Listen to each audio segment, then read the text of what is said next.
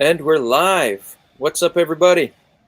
Back on the boat. That's why I have this interesting background, not the usual setup.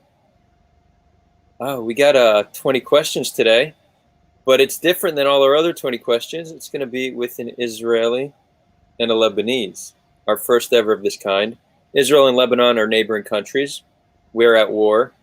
Generally speaking, not only are our governments at war, but the people seem to not be so friendly to one another as well. We put a little paid advertisement advertising this event, and we got a fair amount of nasty comments, primarily Lebanese nationals. I would say even more nasty comments than what we generally get for the Israel-Palestine stuff. So that's interesting. It says something. This excites us even more to do what we're about to do. Begin the education process, the reconciliation process. There's a lot of healing to be done, and we here are doing our small part to engage in that process.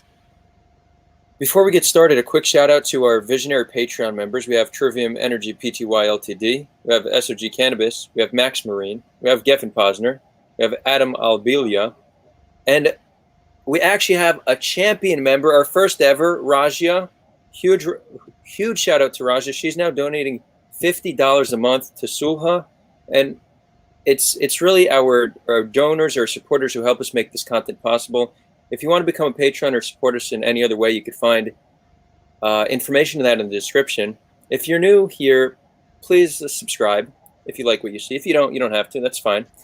But really, our mission is to engage in the reconciliation process between communities in conflict. That's what we're all about. I'm Israeli, so my passion is Israel-Palestine. Most of our conversations are surrounding that conflict, but we do touch on other conflicts, as you see. Israel-Lebanon. Our two guests, they're going to introduce themselves, but I'll just say a few quick words. We have to my top left, Dani. Dani is a longtime member of our community. She's also a fan favorite here on these live streams, and it's not hard to understand why. She's pretty fucking awesome. So, Dani, it's great to have you back on the show. And Kay is actually a new community member, a Lebanese national, and it was actually his idea to put this together. So, Kay, it's great having you as a new member of the community, and I really appreciate you coming to me with this idea because it's well needed. And just to put it out there, we are a community-run project. So when people have ideas, they come to me and we bring it to life. A lot of the content on this channel, I didn't think of. It has nothing to do with me. I'm about to get off, and then you won't hear from me anymore. It's about Kay and Dani. So it was Kay's idea to do something on Lebanon, but it was actually Dani's idea to come up with the concept of 20 questions. So this really is a community show right now. And that's it. Kay, Dani, have a great time. I know it's going to be meaningful. I'm very excited to watch this. And if you need me, just give a shout. Sure. Hi. So, I'm going to start with addressing a few main questions, which the first one is, why am I anonymous? First of all, I'm anonymous because by law, as a Lebanese person, it is illegal to speak to Israeli people. And I think that, for the record, I think that I'm exercising my right for cultural resistance, just for the record. And it is illegal, and the law is not very clear on this subject, so it can be used against me. So I prefer protecting my identity. As to for the kind of backlash that we saw on the advertisement on Facebook, first of all, for the Lebanese people who are listening to us, you have to know that before judging Sulha, the channel, I'm not here because I wouldn't be here if I didn't know for a fact that Sulha gives the right for the Palestinian people to be able to have their own platform to speak. They don't, if they wouldn't give them they consider their full rights and security and all of that, and they don't respect their narrative, so otherwise I wouldn't be here. So that said, there are some questions on Facebook that I think would be interesting to maybe add if we have time, but we might not have time because we already have 20 questions on hand. So to you, Danny. Okay, well, I really wanted to just make it a point why I was so intrigued to do this segment, especially with Kay. So I've said it before in my previous videos. I have my MA and my BA in Middle Eastern science and Islam, political science and Islam, and I wrote so many papers about Lebanon, and I find it such a fascinating history, you know, comprised with so many different peoples.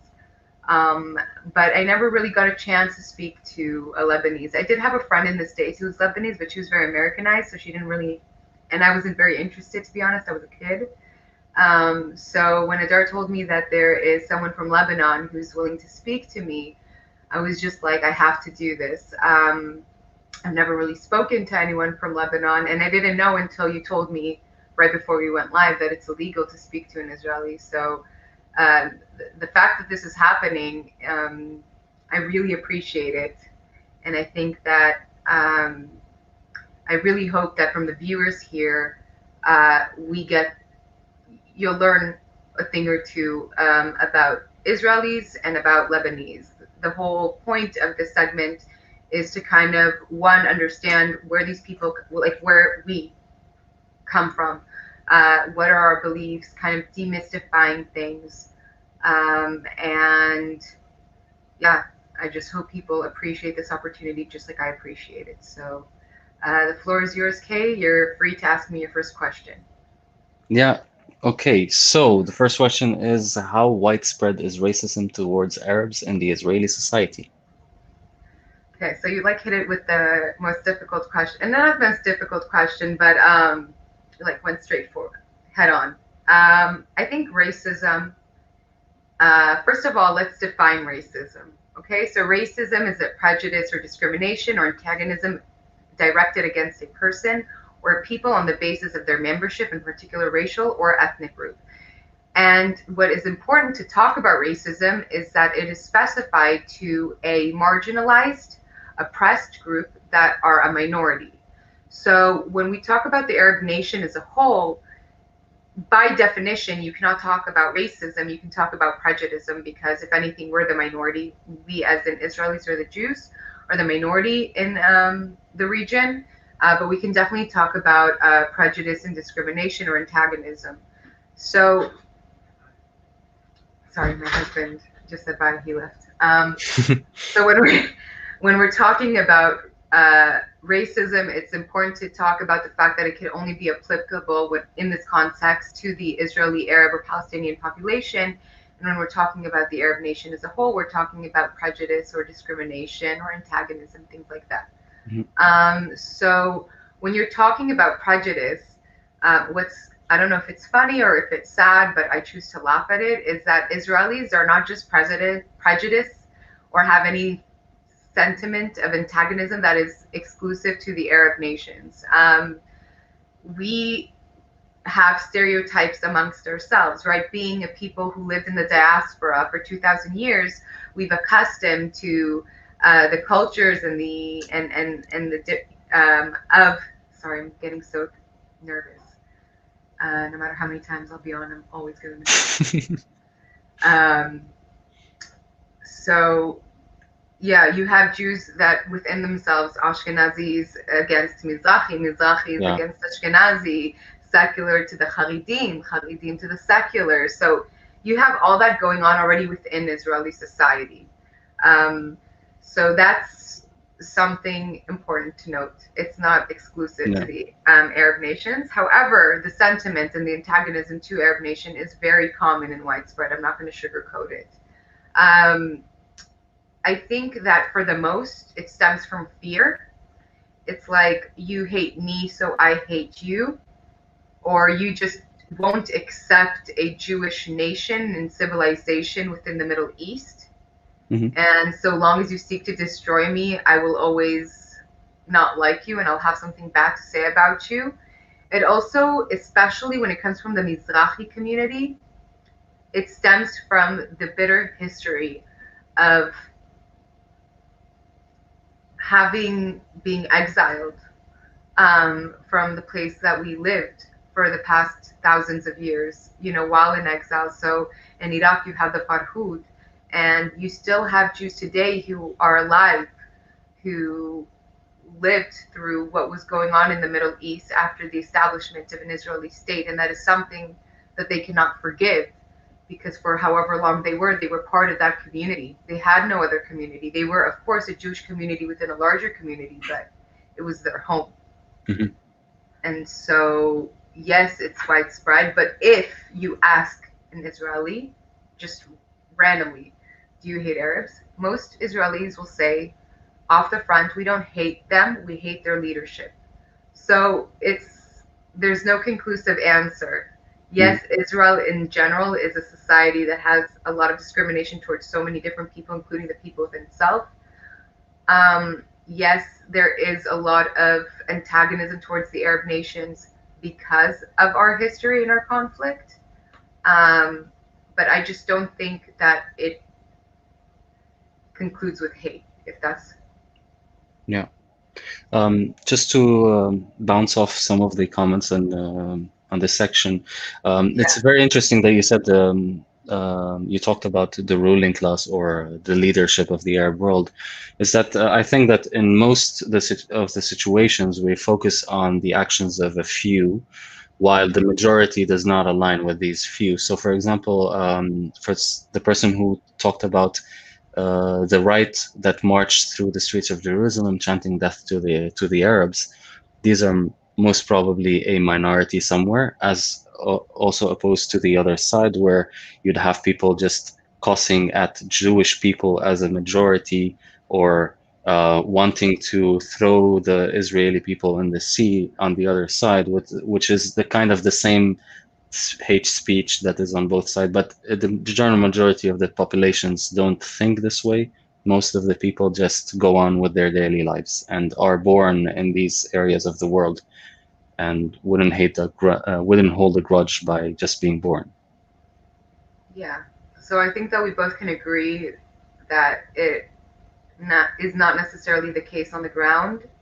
And again, just to put my ramble, because I really rambled, into one sentence, the stance of Israel society is I don't like whoever doesn't like me, and I think that's natural. I mean, Mhm. I don't agree with racism or prejudice, but I can definitely understand where it's coming from. I won't like anyone who seeks to destroy me. It's just Yeah, plain simple. yeah, it's common on both sides. I think it's a bit more Yeah. complicated than that, but yeah. So would you go on with your first question? My question, yeah. So, in brief, could you explain the history of the different of modern day Lebanon, of the different sects that comprise or confessions that comprise Lebanese society? And I have another question to that, but I'll add it later. So, just about the Okay. sects and modern day history of Lebanon. Okay, that's $1 million question. So just briefly for those who don't know, Lebanon was in a civil war that started in 1975 that ended in 1990. Technically, that civil war never really ended. It just stopped to be fully aggressive or fully military. In 19, it started way before than 1975, but in general, there are two narratives on this situation. And the Lebanese people don't learn this in school because our history stops in 1948, kind of around 1948. And most of the schools don't teach everything after that because we have two narratives that are different. From one side, you have the Christian society, and from the other side, the Muslim society, which were at war in 1975. On the Christian side, they view the When you say Palestinian. Christian, do you specifically mean the Maronite community? Um, Mostly well, they're mostly Maronite. The Christians in Lebanon are mostly Maronite, Mm-hmm. and a big majority, 20 something percent. And the other forms of Christians were live kind of in the same geography as the Maronite Christians. So the separation between the West Beirut and the East Beirut was mainly between Muslims and Christians in general. So it didn't matter which form of Christian or which form of Muslim, they were all under the same flag. Today, it's no longer the case because the conflict changed and shifted. But we'll go through that in a minute. So you have from one side the Christian community that considered the PLO, the Palestinian Liberation Operation, I think, yeah, as a threat to Lebanon and to the Lebanese politics. There has been a lot of fights between them, I think, and nobody knows. Well, definitely someone knows for sure, but the narrative is very vague and it's very disputed over, so we don't actually talk about that a lot.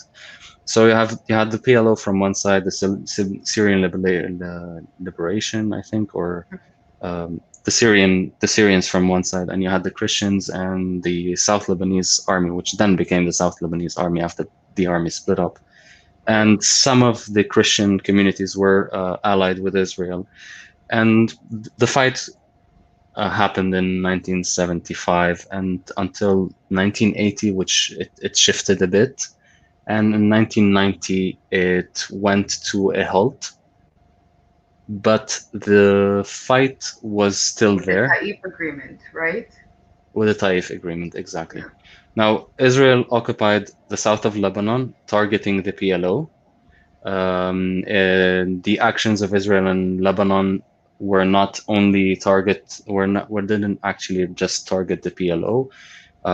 They targeted the Shiite community in Lebanon and south of Lebanon and many other communities, destroyed infrastructure, killed 20,000 people. And in 2000, Israel backed out of Lebanon. Now, in the meantime, in 1994, the politicians in Lebanon had taken a huge loan from the Western countries in the hopes of building the country, exactly $40 billion, 1994. And between 1994 and 2004, we have to look at Lebanon as this huge militia driven society. So not society, but politics. The same people who ruled, who were conducting the civil war, were now ruling over the people. They had killed over 100,000 Lebanese people to be in power. So they had all the weapons. The Lebanese army was weakened and is still weakened. Still to this day, the Lebanese army did not receive any materials or any new equipment. So you had the people, the Lebanese people couldn't in any way fight this kind of force, and still to this day cannot fight this kind of force. And the fact that they took loans, huge amounts of loans, kind of calmed the people because now the people started to see themselves having more money. They started to have businesses, and the economy was going well for a short period of time until 2004, where the money had run out and they had to get another loan. And in the meantime, what happened was that the ruling class had privatized the government and had drew and taken all the money from the government to themselves, and also forced the people to, for example, in the case of the electricity, they forced the people to buy electricity off of private companies, which they owned. So in a sense, they were stealing the people's money, they were stealing the government's money, and when they took another loan of $40 billion, now the government was in debt, was $80 billion, has $1 billion debt. The country was falling apart.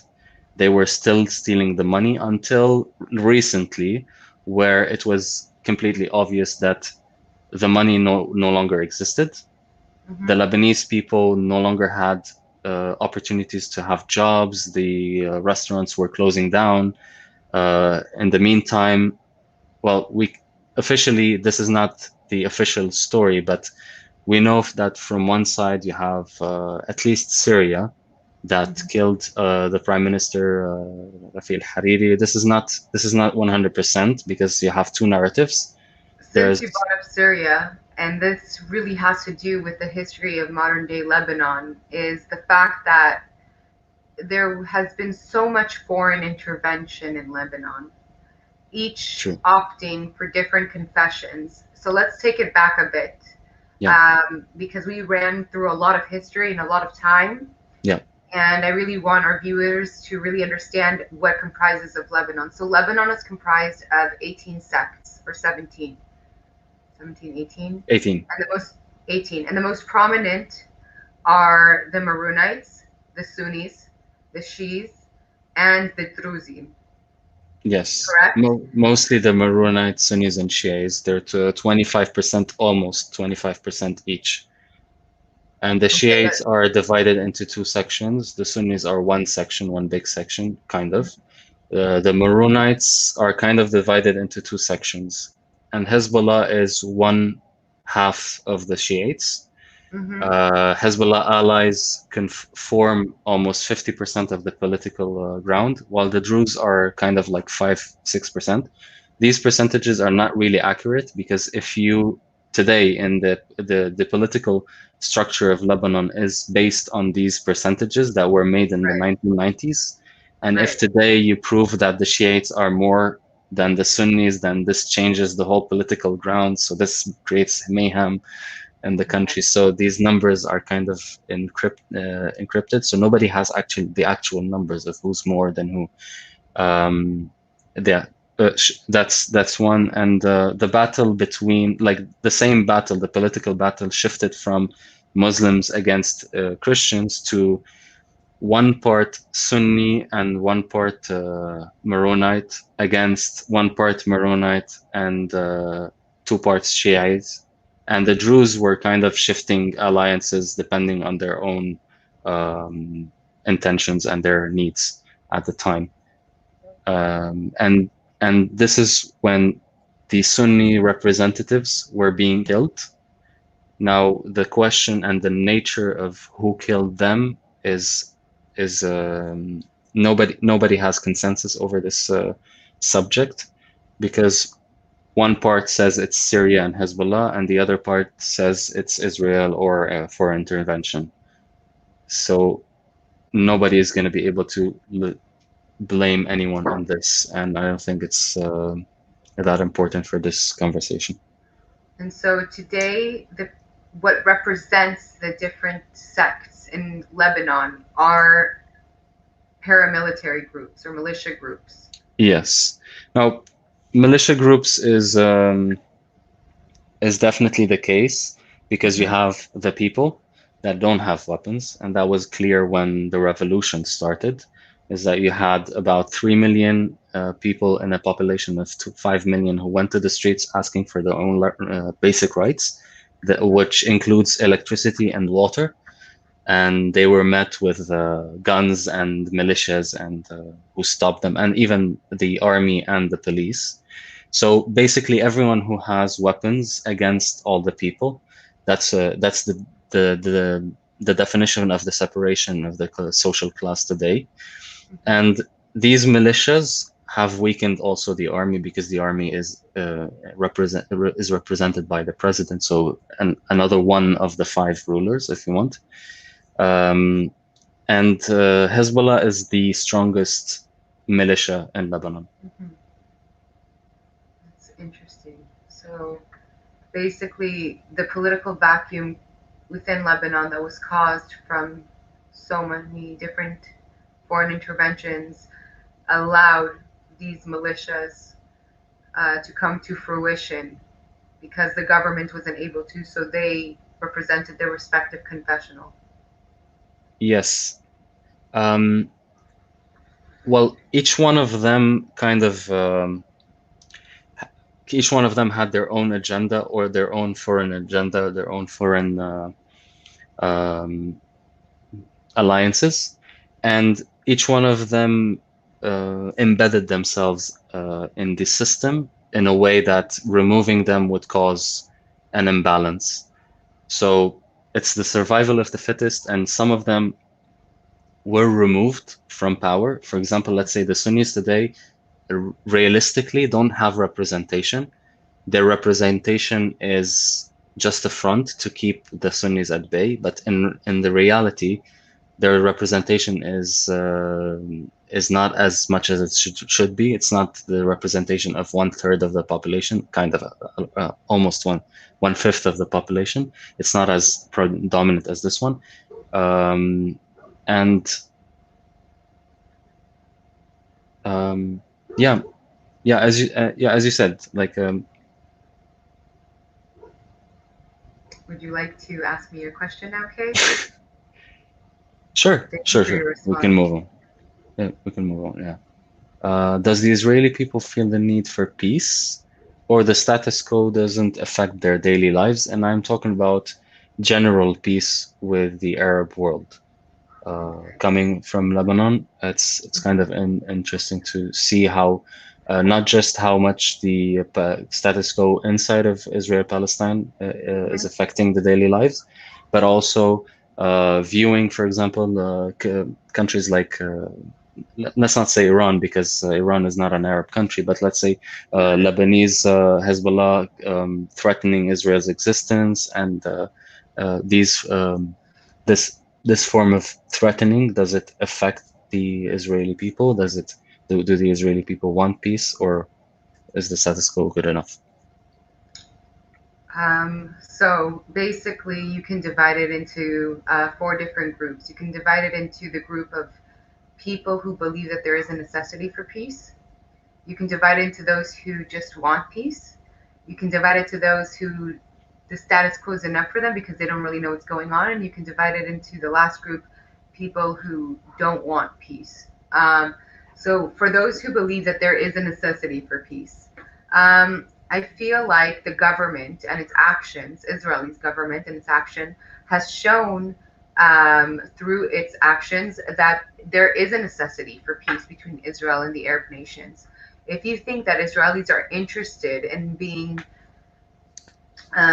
surrounded by enemy states who wish upon them to be destroyed and the destruction of their very state, and then no, we don't want it, and the government doesn't want it, and you can see that through the peace agreements that we had with Egypt. I mean, we gave them all of Sinai, the richest land in Israel. We gave it to them for peace.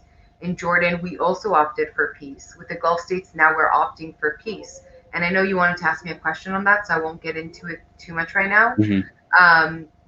With the explosion of 2020 of Lebanon, of 2020 in Lebanon, the Israeli government reached out to Lebanon, to the Lebanese government, and offered help. Syria, when so sorry, I don't know what I'm stuttering. So Syria, with everything that was going on with the civil war, Israelis and the government accepted Syrian refugees into hospitals and treated them. So I think that our actions have proved that we do want peace with the Arab nations. However, there is a limit to this necessity and this desire. If this peace cannot be stable, then we will not seek it. This is, I think, the biggest problem that you can find right now with the Israeli-Palestinian conflict, is that a majority of the Israelis here well, I'm not going to talk about including the government because that's actually a really different issue, but the majority of Israelis want peace with the Palestinians, and on a day-to-day basis, they live fine side by side with them. But we don't know if when signing a peace agreement, that peace agreement will hold. We had assurance from the international arena when it came to Egypt and when it came to Jordan, and we had assurance from the international arena when it came with the Gulf states. We went in good faith with Syria and Lebanon, and that was rejected. So as for the government, they do see a necessity and they work towards it. Again, it's limited because they want to ensure that what we are offering will not come at the expense of Israel's integrity. And when I talk about integrity, I talk about its territorial integrity and its existence. And then there are people who just want it, obviously. Just as a humanist, I want it. I'm sure most people do. And then there are those who simply don't care. There are people who live far away from the conflict. So people in Tel Aviv, for example, they don't, I mean, I'm not generalizing people in Tel Aviv, but I'm just saying Tel Aviv would be a great example because it's considered a state within a state. It's like its own thing. They are far from the conflict. They don't feel it. Therefore, they don't know anything about what's going on. And thank God we have a very good army force and we have really good security that these people who live only half an hour away from, like, Palestinian borders or whatnot, but they don't feel anything. They don't feel the conflict, so they just don't have opinion on it. And those who don't want it are the minority of Israelis, and that just comes from blatant hate. We don't want peace because we don't like you. But again, and this is very important, if the people that we did not want peace with came to us and said, we are interested in peace, we would accept them with open arms if they were sincere about that. Yeah. Don't you think that in a way that this is more of a strategy than it is a political strategy more than a sociological? Yeah. Of course. Strategically speaking, you would not want to be a state surrounded by enemy states. I mean, and also economically, it's a huge issue. Israel spends a lot of money on its defense budget. We allocate a lot of sources and logistics into our defense. And if we were to allocate all those resources into our social welfare or our educational system or our medical system or whatever it is, we would be much more advanced than we are now. What's holding us back is the fact that we need to care about our defense so much so that that's the main thing that we talk about when it comes to politics and elections. The first thing on every Israeli's mind is, am I safe? Yeah. Are my borders being defended? That comes before my welfare. Because I'm nothing without my state. And that's the reality we live in. So even if it isn't sincere and it's strategic, at the end of the day, those things can change, right? The British and the French used to freaking hate each other. They were at war with each other for years and years and years and years. Then comes another big bad wolf, and then the French and the British found themselves on the same side. And it was completely strategic, but at the end of the day, now, I mean, I know there's a lot of stereotypes still that are prevalent in France, but at the end of the day, there is peace between two people. They're not at war. A British can marry a French. A French person can go to England, and an English person can go to France, and it's not a problem. So it started strategically, but it ended up becoming something so much more. And I think that would be the case as well. Right now we have peace with the UAE, and Israelis are just, booking tickets, flying to there. Oh, we want to see Dubai. Oh, we want to talk to the people. And then you see these, people from Dubai or from the UAE uploading videos saying, oh, we love Israel and all that stuff. And Israelis are like, we love you too. We love you too. So it can be strategic. It can be sincere. But at the end of the day, whatever it is, it's better than being at war. So that is my answer. Yes. Thank you. My question to you is, I think for the second question, I think I've jumped from the first question to the second question in a way. So in the second question, maybe I'll answer two things at the same time, but go ahead. Oh. Okay. Sorry. No, it's fine. I just got a bit confused. I have a very short attention span. How is the status quo system in Lebanon realized in politics and the economy? You did start talking about that. We just, however, didn't get into details. So, for example, like the prime minister is always, the secretary of defense is always, the president is always. kind of that. Oh, okay. In politics and in economy, what sector do the Maroonites take hold over, or what sectors in the economy are Sunnis most prominent in? So how does that confessional balance, how do we see that in today's in the politics and in the economy of how it's built?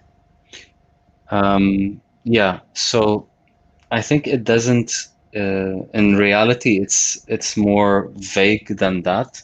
It's true that they have certain representation in the parliament depending on which sector they come from. For example, the prime minister should be Muslim Sunni, the president should be Maronite, the Didn't that change after? I'm so sorry, but didn't that change after the civil war? They changed it so that the Sunni will be president and then the no, Maronite would be prime minister. That didn't change. no, that didn't change.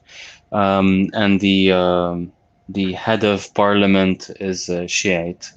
Right. And But the head of Secretary of Defense is Druze, right?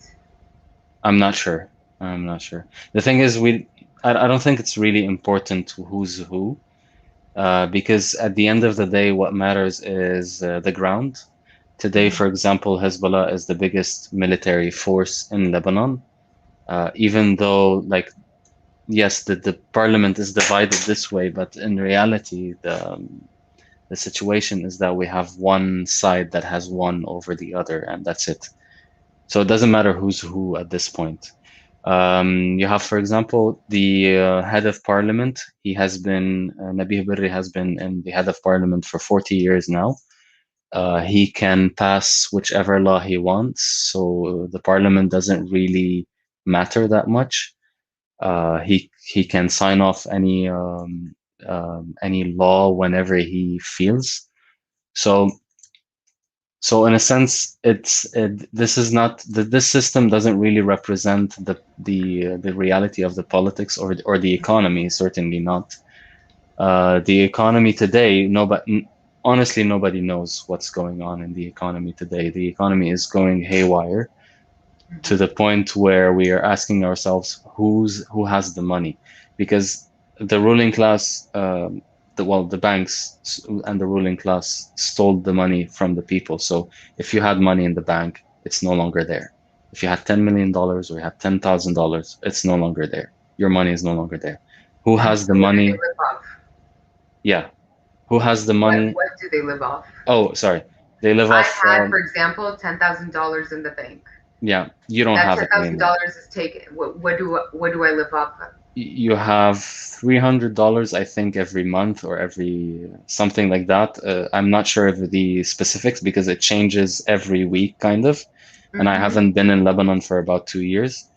But there was a time where you could withdraw from the bank a certain amount of money. So you get your salary. If your salary was, like, let's say, hypothetically $10,000, you can get only a specific amount per week from that money. And you wouldn't get it in dollars because there is no more dollars, fresh dollars in Lebanon, except if someone is sending you money from the outside. So Mm-hmm. most people are living off the money of their children outside of Lebanon or their families outside of Lebanon. Or that's from one side. Or the closer you get to the ruling class, the more you will have the capacity to be able to trade your money for the real value of the dollar. Well, and that depends on how close you are to the ruling class or the banks or the wasta, we call it, which is being able to, like, I don't have the word in English, but being able to have some sort of deals with other people to be able to get um, services from them and offer them something in return, which is corruption in a sense. So you have from one side the ruling class that is benefiting the most, Mm-hmm. and you have the people that will always get the worst out of it.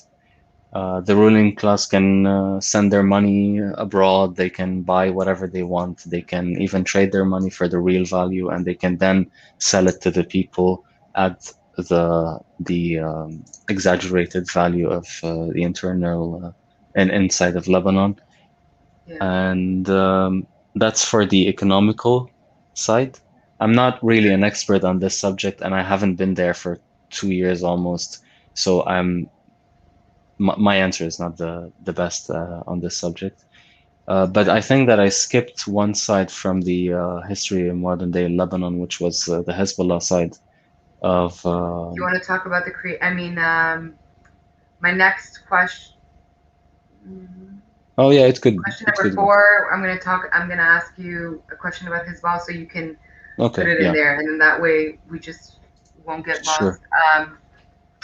But yeah, it's interesting that you said that a lot of Lebanese are dependent on the money that their family from abroad uh, has and will send over, because in Lebanon's case, for people who didn't know, they are one of the very few peoples on this globe that more live outside Yeah, of the country than they're, yeah, 18 uh, million Lebanese people outside of Lebanon and 5 million right, people inside of Lebanon, inside of Lebanon, which is and there crazy. are 2 million refugees in Lebanon. So almost one third of the population is refugees. Yeah, which is insane, and I can only imagine uh, is very triggering for the already very fragile confessional status quo system. Um, okay, your turn. Ask away. Yes. So if I were to visit Israel using a secondary passport, should I feel safe? Are there areas where it's not safe to walk around? And this question is not about actually being capable of going to Israel. It's more about to view the society of Israel and how someone who's afraid to be Mhm. able to see themselves being there. So the question is not about entry, it's about being there. So I think that Israel is a very, very safe place to walk around. I mean, I also grew up in LA, so coming to Israel, like, it's really safe. It's really safe. I don't think that there's any danger from you being Lebanese or whatever it is, from wherever you're coming. I mean, if you show intrigue in learning about the state, then people will respond in kind. Um, that is not to say that there haven't been cases where Israeli civilians have attacked. It was majorly Palestinians. I never heard of a tourist who was attacked by an Israeli in settlements. So, like, there are fights that I've heard of settlers picking with on Palestinian kids or throwing rocks. Um, but that is condemned, and no one condones it in Israel. We are people who really, really believe in law and order, and we really frown upon any one person who think that they could put law into their hands. So if you came to Israel with whatever passport, and someone's like, "Oh, why are you in Israel?" and you're like, "I was just interested to see, what life's like here," and they're like, "Oh, I'll come show you Habibi around and everything, the Bokapara, the Mami, the Nishikot." Like, we're very warm people, so I just don't think that you would ever be in danger anywhere you'd go. Okay, is it possible that, for example, the police would treat us differently? The authorities, the police, on the I ground, think not there's entry. always a possibility. Um, I mean, I've read, police officers treating the Ethiopian Jews as different, and they're Jews. So I think that anywhere you'd go, you would find any one person, whether in, the law or in the police or whatever, that would just treat you differently because you're different. Um, but I wouldn't say that's something that's a collective. Not from my personal experience, not from my personal knowledge. Um, that's Okay. my answer. Um, okay, so what has been your experience as you are Shiite? Am I correct? Originally, Originally, yes, you are atheist, yes. but your Uh, lineage is yeah, Shiite. I was born Muslim Shiite, yes. Yes. So, what has your experience, if we're talking about the different confessionals and the status quo, what has your or your family members' experience been as a Shiite um, in Lebanon? Because I know that they have been largely oppressed. Especially, this is especially why Hezbollah has gained so much.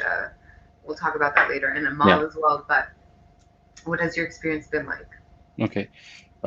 So to talk about myself, I'm Shiite from both families. Technically, I'm Shiite from both families. In Lebanon, it's very difficult to separate yourself from religion because the politics is based on so voting is based on religion and representation of religions in the parliament. So separating yourself from religion is a very difficult subject.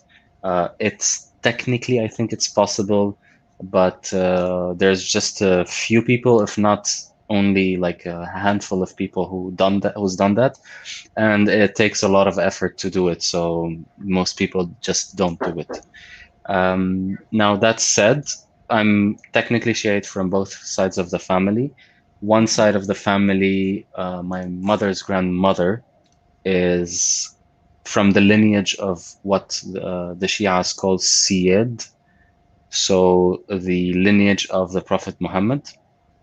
So, for example, Yeah. yeah, so for example, Hassan Nasrallah is a Siyed. Musa Sadr, and he's another guy. There's many. It's not Hassan Nasrallah is not the only Syed. Hmm. But there's many of them, and all over the world. And I think I'm not sure of that. I think the head of Hezbollah has to be a Syed, but I don't know their laws. How do Um, you how do you have proof that proves your lineage to the Prophet Muhammad, peace be upon him? oh, technically, I don't have lineage to the Prophet Muhammad because my mother's grandmother Oh, was right, and it's from the family. paternal. Yes, exactly. It's Yeah, paternal. So, and I don't know how they do that. I have never asked actually. Um, but it's an interesting question. yes, but my family from my mother's side is an atheist family, Hmm. and that's just to show that even if you're Shiite, even if you're that close to the religious lineage, you can be as far away from religion as possible. That's from one side. Now, there's another side of the question to the question that links also to the first question, which was about Hezbollah and the history of Hezbollah in Lebanon, or the Shia in Lebanon, basically. The Shia in Lebanon f- date from the 7th century, or if I'm not wrong, or 8th century, maybe. Are we talking I'm about not the sure. history of the Shiites? Yeah, Um, okay, so I mean, it starts with right the death of the Prophet Muhammad, peace be upon him, and the yeah, fact that the Shiites believe that his cousin Ali was supposed to replace him, but Abu Bakr, his father-in-law, uh, took his place and yeah, was the Khalif of the Islamic Empire, and that becomes the terror. So it would be the end of the 7th century, beginning of the 8th century, the beginning of the Shiites. yeah. Yeah. Now, now I'm not sure when that was the case for the Muslims in Lebanon to become Shiites Hmm. exactly, but I know that it's at the beginning of this movement or this factor. And then fast forward to the Ottoman Empire. Sorry, the Ottoman Empire. Hmm. The Ottoman Empire occupied Lebanon for 400 years. For 400 years, the Ottoman army recruits only Muslim people to be among their Muslim army, and The Lebanese they army only recruits no, Muslims. Um, the Ottoman Empire only recruited Muslim citizens and Muslims to their army. So for 400 years, this was not exclusive to Shiites in Lebanon, but it was the case for the Shiites in Lebanon also, that the Ottoman Empire recruited any man who was of the age of 16 to go to the army, and they were forced basically to go to the army. So that was a huge amount of abuse that they had to go through, not limited to the Shiites, but most of the times the Sunnis were traders. They lived in cities. They lived under a bit of a different law as opposed to the Shiites who lived mostly in farms and in villages. So they had less power, less political power, and all of that. So that happened, then the French mandate came to be, and the Lebanese state was constructed with the Christians in Lebanon, Mm-hmm. while the Muslims in Lebanon were kind of left apart and they were discriminated against. Right. The It's French believed or hoped that Lebanon would become like a mini France in the Middle yeah, East. yeah, Yeah. the capital of Christianity in the Middle East. Mm-hmm. And these people who lived on the outskirts of Lebanon, basically on the borders of Lebanon, for decades, they had no institutions, they had no schools, no roads, nothing. They had to do it themselves Mm-hmm. until specifically Musa Sadr, which is during the 19 he started doing his actions before 1975, but in 1975 he created something that was called the Movement of Hope, Harakat Amal. Amal, right? Harat Yes, Amal. yes, exactly. Which at the beginning he wanted to bring the Shias together, and because they were the biggest majority of farmers in the land, he asked from them to stop giving food to the Christians, or oh, not just the Christians, but the rich people, Mm-hmm. to be able to ask for their own rights, rights to vote, rights to choose their jobs, and a bit less discrimination, if you want. So that was successful, and he was liked from everyone, even the Christians and the Sunnis and all the other sects in Lebanon. He It was the biggest Shia party at the time, and most people were part of this movement. Even the civilians, the normal people, the civil anyone was a part of it. Now, in 1980, so 5 years later, after the beginning of the civil war, Mm-hmm. Musa Sadr went to Libya and he disappeared. Nobody knows what actually happened. Most probably he Imam died. and Elam. That's what we learn about him in Hebrew. The Yeah, missing Imam. the missing He imam. lives with one of us. He's like amongst one of us, right? It reminded me. Do you know the song "What If God Was One of Us, Just a Stranger on the Bus"? Oh no, I don't know it. You don't know the song? Anyways, every time I think about the Imam and Elam and Musa Sadr, I think about that and just like I'll find him on a bus one day. Okay, I'm sorry. No problem. So after Musa Sadr, there's Nabih Berri came to power.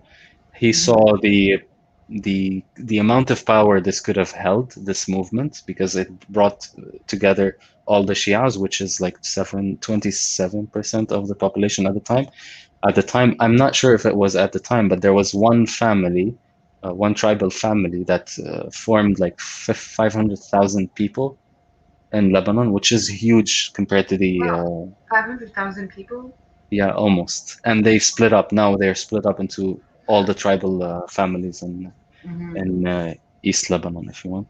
Um, so he took that power and he created one of the biggest criminal activities at the time.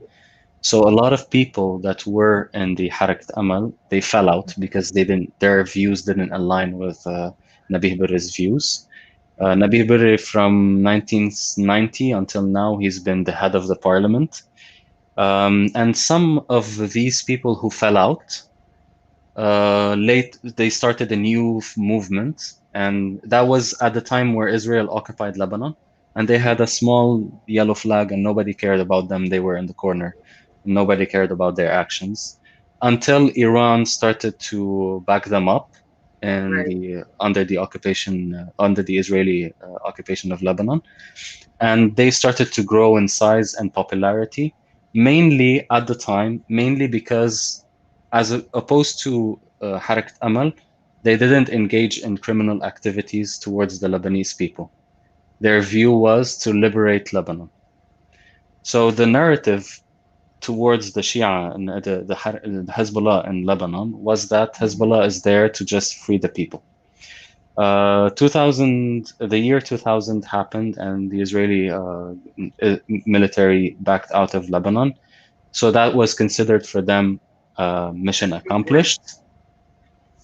From the year 2000 until today, basically, the policy, and until 2006 actually, Hezbollah gained not just political power in Lebanon as quote unquote in the narrative in the Lebanese narrative, nobody could argue with whether Hezbollah was legitimate or anything like that, especially because they didn't really play a big part in the civil war. So they didn't kill Lebanese people as opposed to the other political parties. But at the time where they were starting to gain power and get weapons from Russia and China, their policy in Lebanon started to change, mainly because this is their narrative, at least. I'm not sure of that. Mainly because Lebanon had been in debt for about $80 billion.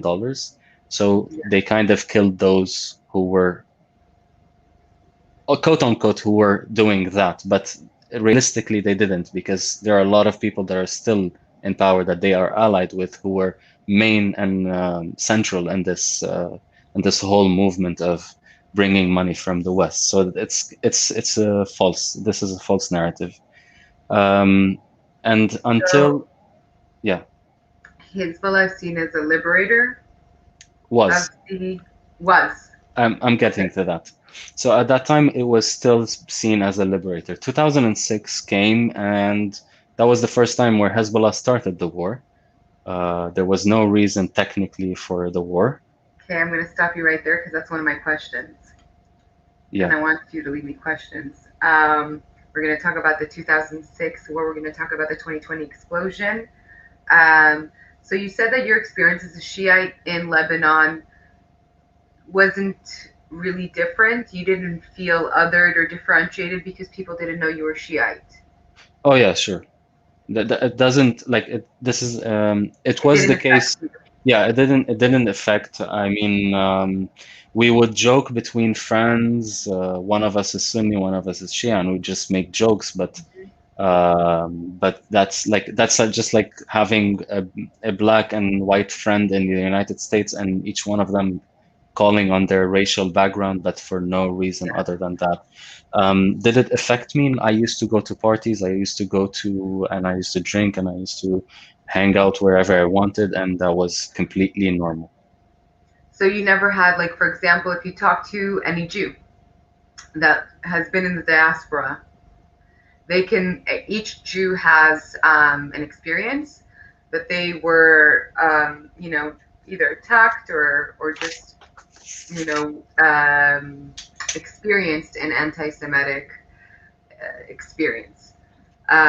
So even if it's necessarily like a friendly place, right? LA, there's a lot of Jews, and yet I had experienced anti-Semitism firsthand.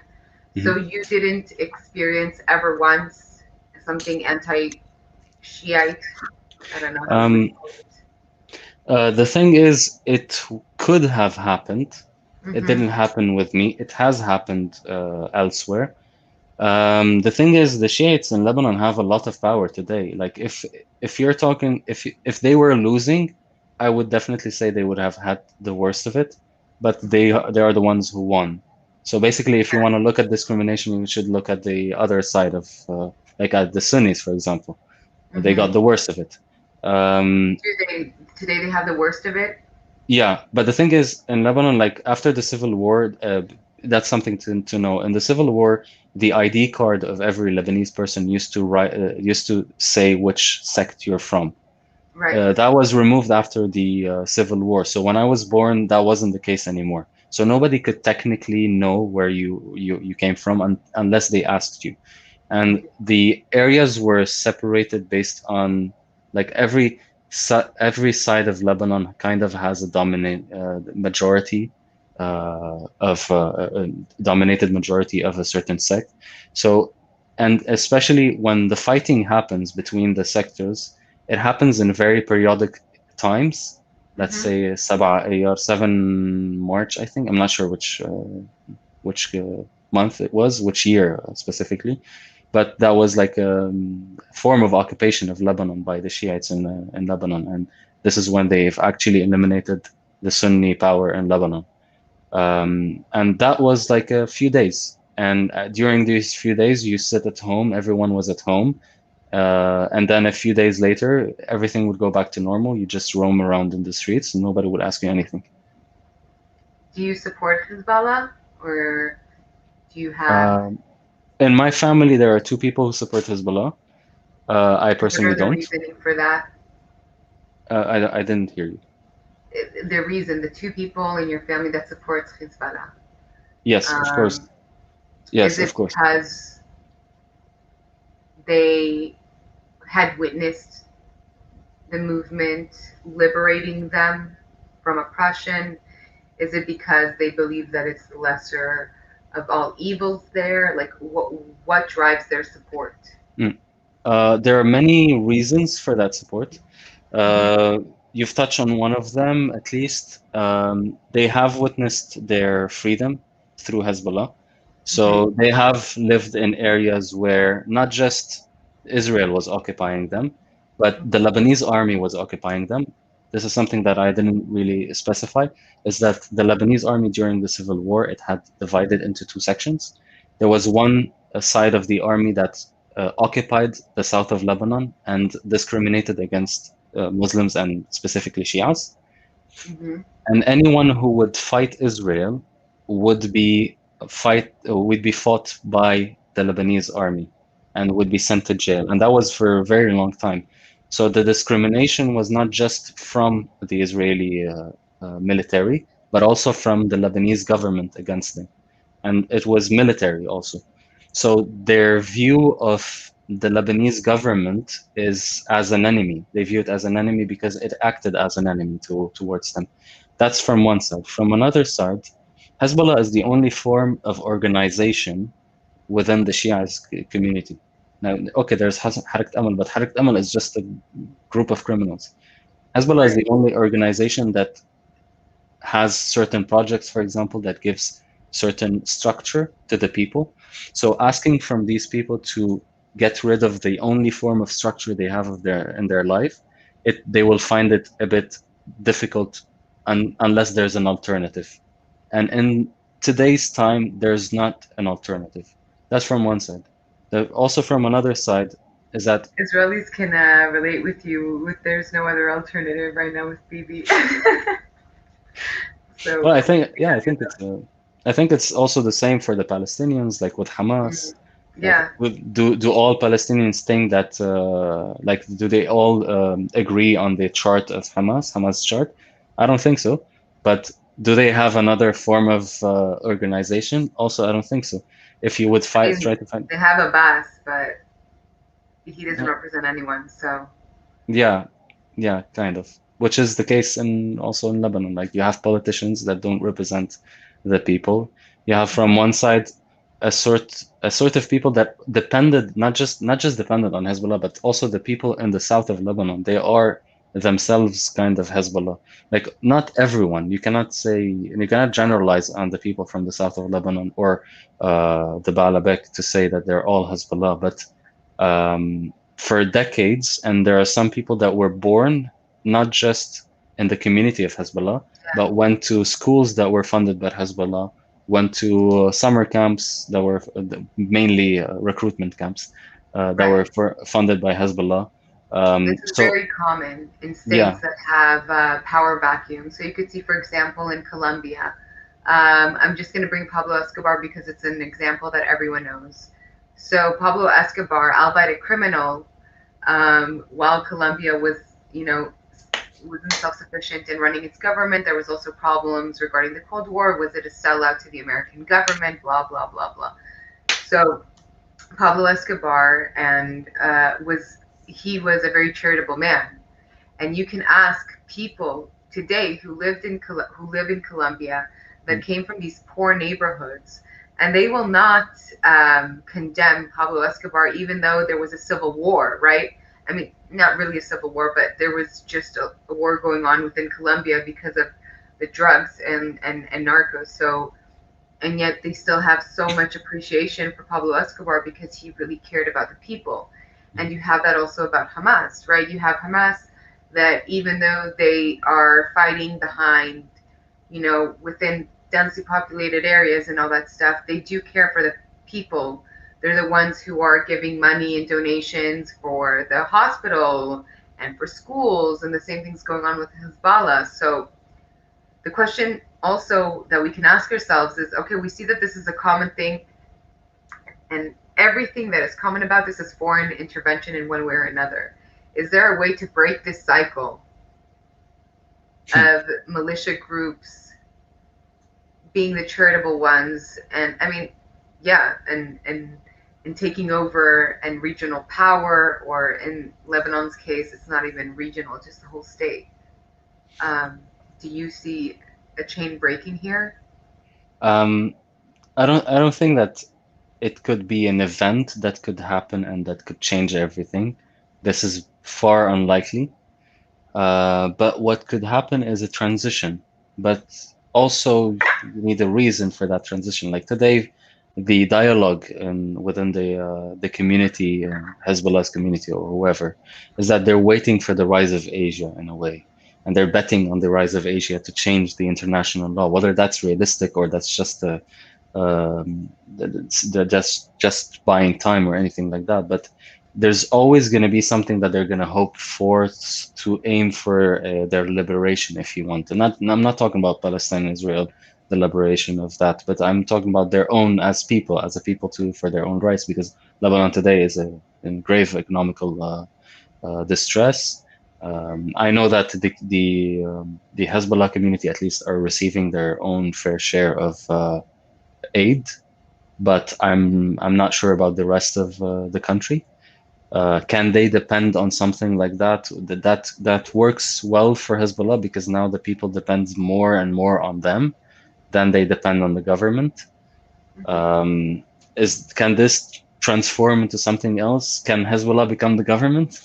They are technically the government right now, but um, we honestly, I'm very pessimistic about the situation because mainly because Hezbollah is viewed as a terrorist organization worldwide, which means that Hezbollah cannot become the government without a war happening against Lebanon or the eradication of Lebanon. By whom? By Who would by whoever that considers Hezbollah as a terrorist organization. So if Lebanon becomes Hezbollah, then officially, if it becomes Hezbollah, therefore it should be fought. Which is why there's an equilibrium today in the political representation in Lebanon, because um, because if because Hezbollah is trying as much as they can to run things secretly and without attracting a lot of attention, which is their own their policy and their way of functioning that has been going on for decades now. And for example, the presence of Saad al-Hariri, which is the representative of the Sunnis in Lebanon, is just a front, because if he's gone, therefore Hezbollah is going to place someone else in his position and not represent the Sunnis, instead they represent the Shias, which means that they were officially gain more power, but that doesn't change the reality of the situation. Okay, thank you so much for answering my question. Would you like to ask yours? Yeah, sure. Okay, so when I move to another country, spend enough time and prove myself to be a functioning part of society, I have the right to apply and join the said society. Will it ever be possible to do that in Israel? So this was an interesting question because when you asked me, I really didn't know, and so I decided to go to the government's official website and see how any non-Jewish civilian, because you have Chok Shvut. In Hebrew, it's basically any Jew can return to the land of Judea, the historical land of Judea, which is Israel today, and obtain and receive citizenship. Okay, so I asked myself, wait, how do non-Jews get citizenship? Because there's a large non-Jewish population here in Israel who has citizenship. So I'm sorry I didn't remember this by heart, so I have it written down. Okay, so there's a process, but I want to talk about other situations where it wasn't necessarily a process. It was so you had one, you can marry a Jew, and then you get citizenship. Two, in the case of Lebanon, okay, and so you talked about the army of southern Lebanon, right? So within the civil war, the army of southern Lebanon really helped Israel. And those people who received help were no longer safe in Lebanon. And so Israel, as sort of a thank you to those people who helped us, allowed them to come to Israel and receive citizenship. And this I actually found out when I was in the army. It was like my first month in the army. I was on this town in the like on the outskirts of the Egyptian border, just like patrolling around. And there was a soldier who came and he just said hi, introduced himself to me. And he told me that he is from Lebanon. And I'm just like, hmm? And then he told me the story of his father, who was part of the army. He helped him, and he and his father and his whole immediate family, meaning his wife and his children, were able to come to Israel and receive full citizenship. And he said, like him, there were others, which was very interesting. I asked for a meeting, it never happened. But that was a really cool thing that I never knew. Now, the official process of how to get citizenship. So one, you must physically be residing in Israel the moment that you ask for the citizenship, when you open the request. Two, you must have lived in Israel for 3 consecutive years of the 5 years residing in Israel. So meaning, let's say I came to Israel in 2015, and let's say it's not 2021, it's 2020, fine, 2016. Out of those 5 years, 3 years I was consecutively in Israel. Okay? And this is prior to my request for applying for citizenship. 3, you need to be applicable for permanent residency. So there's a different set of rules of who can be a permanent resident and who can't, but for the sake of time, we're not going to go into that. And number 5, you need to know Hebrew. You don't need to be fluent, but you need to have somewhat knowledge of the language. And number 6 is the fact that the person needs to be willing to give up on foreign passports, okay? And the Ministry of the Interior needs to approve this whole process. So basically, why is the Minister of Interior have to do with anything? Basically, for security reasons. It will check up on you. Do you have family members who are part of a terrorist organization? Are you linked to anything that could be considered a security breach for Israel? If you check clear, then he gives you a stamp and you get your citizenship. I'm asking this question mainly not because I want to be a part of Israel, but is to see mostly if I were a Palestinian, for example, and today the Palestinian situation is not a livable situation anymore, and whether it was one-state solution, two-state solution, whatever solution that there may be, I'm not Palestinian to be able to decide that, but as a Lebanese person, I do have an interest in the situation of the Palestinians because they are an Arab people.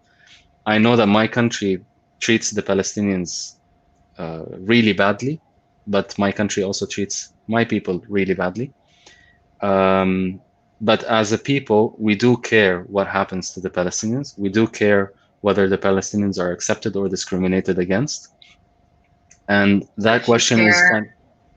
I'm so sorry, but I'm going to put on my Israeli cap on right now, and I'm just going to tell you what every other Israeli probably would have responded to that.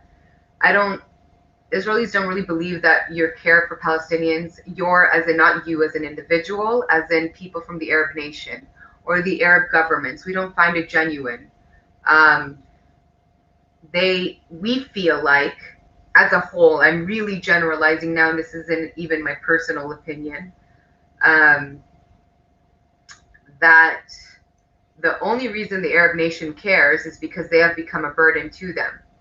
So if we talk about the Palestinian refugees and how Lebanese are treating or have treated the Palestinians, I'm not even going to try to shift blame, right? Because you've seen my videos. I've talked about Israel and how they're handling this Palestinian situation. So I'm not trying to rid Israel of any responsibility, right? Because at the end of the day, Palestinians were living in this land, and then so from the Israeli government, so or the Iran, whatever. But we have a huge responsibility in the refugee problem today. Now, there was a resolution between the Arab nations that decided unanimously not to absorb the Palestinians, okay? Because they said if we accept the Palestinians as our own, then we can, then basically the goal of achieving Palestinian statehood will go, what's not a bad word to say? I'll just cease to Disappear. exist. Yeah. Disappear. But between not absorbing them and keeping them in camps where their movement is limited, where they can't have access to even buildings, which is, again, I know this situation is very similar in Israel, so I'm not trying to just drop it off at you, but how can we take any form of sentiment that you have towards Palestinians as sincere? In Lebanon specifically, the status of the Palestinian refugees is the most abhorrent out of each nation in the Middle East. The most, at least from my research, I could wholeheartedly say that it is the worst to be a Palestinian in Lebanon.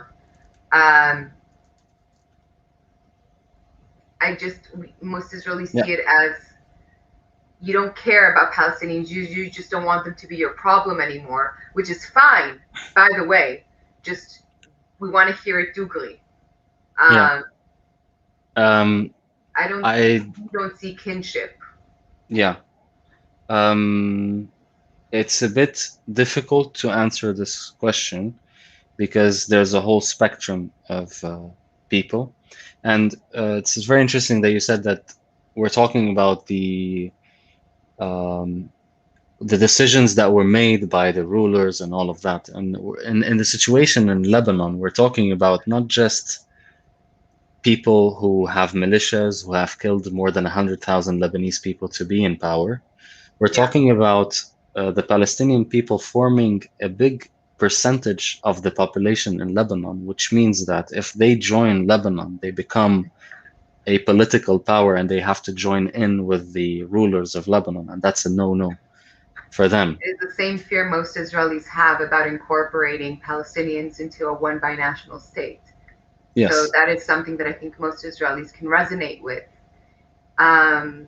Definitely, but that's not about Lebanese people. I'm not talking about the Lebanese people here. I'm talking about the ruling class. Yeah. So the government, when they make these decisions and when they steal the Palestinians' money from the UN, the people in Lebanon have nothing to do with that. And most of the times we don't even know about it because the Palestinian refugee camps are not areas that we go to. I have met maybe 5 Palestinians in my life in Lebanon. I've lived for 23 years in Lebanon, of which I think one of them was working. And it's kind of like we hear about them on TV more than we see them in our everyday life, and they are discriminated against without us seeing them in a way. And that's from one side. From the other side, specifically to Lebanon, you were talking about a population that doesn't have full access to water, doesn't have full access to electricity. So to be able for, and not just that, we're talking about a population that went to the streets by the millions, demanding their own rights and their own basic rights. And they were met with militias and they were shot at by the military. We're not talking about a free people with a democratic state and free media that can actually resonate and actually encapsulate the Palestinian people. I think that if they the Lebanese people were actually in a democratic state, and they would have had a better relationship with the Palestinian people in their country. But I think everyone in Lebanon is in a very difficult situation, and everyone is only thinking not just about their everyday life, but about their survivability. If someone has a family, they're thinking, how am I going to feed this family? And it's getting worse day by day. We're talking about a population that lived through the civil war. Most people lived for days in bunkers. So for these people who just got out of the bunker to be able to come here and start thinking about the Palestinian people, it's just too far away on the agenda that it's not going to happen in the short term. In the short term. But that said, Israelis could agree with that sentiment, although we are not fighting to live day to day, with water and electricity. Alhamdulillah, in Israel, we don't have that problem. But a lot of Israelis would want peace with the Palestinians, would want to find a solution for the Palestinians, whether it be two-state, a federal state, a one-state binational, whatever it is. There's a lot of people who do want a solution. People aren't happy with the fact that there are people who are occupied and whose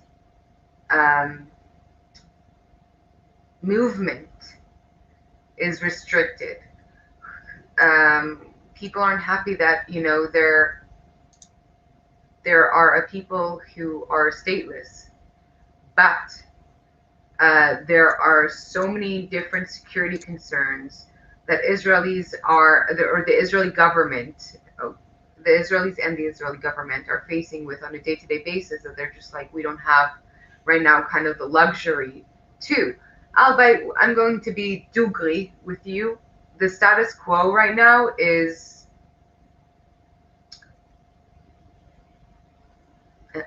comfortable for many people, just because it's like, at least I know I'm safe, even though it sucks for them.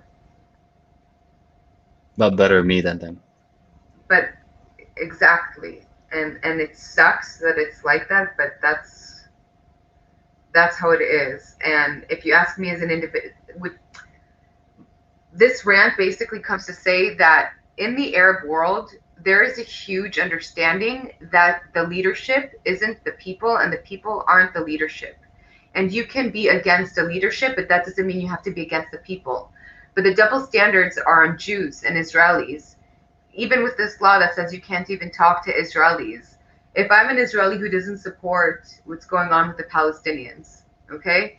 If I'm an Israeli who doesn't support Western intervention and interference in Israeli politics and in the Middle East in general, if I'm a human being who genuinely wants to communicate with another human being who happens to be Lebanese, why is that punishable by law? Yet you talk to a Syrian who they've occupied Lebanon for a long time, and they still have such heavy influence in Lebanon. And then you have Iran, and you have this, and you have that. Why aren't the other Arab well, Iran is not Arab, but why aren't other Arab populations being judged by their leadership? But we are. I am being judged for being a Jew. I'm being judged for living in Israel. I can't speak to an open dialogue, even if I support the Palestinian cause, even if I support peace between Israel and Lebanon. Yeah. Why are we men in this double standard? I think to answer that, I think I have to go. It's answering this and the one before, which just happened to be the same answer.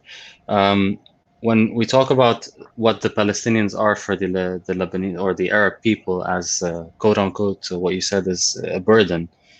I don't view this way in any. I know for a fact that it's not the case, and knowing that from my grandfathers or my father's grandfathers, my great grandfather's generation, for example, who was capable who lived in the south of Lebanon, who for his trades he used to go to Haifa because it was closer than Beirut.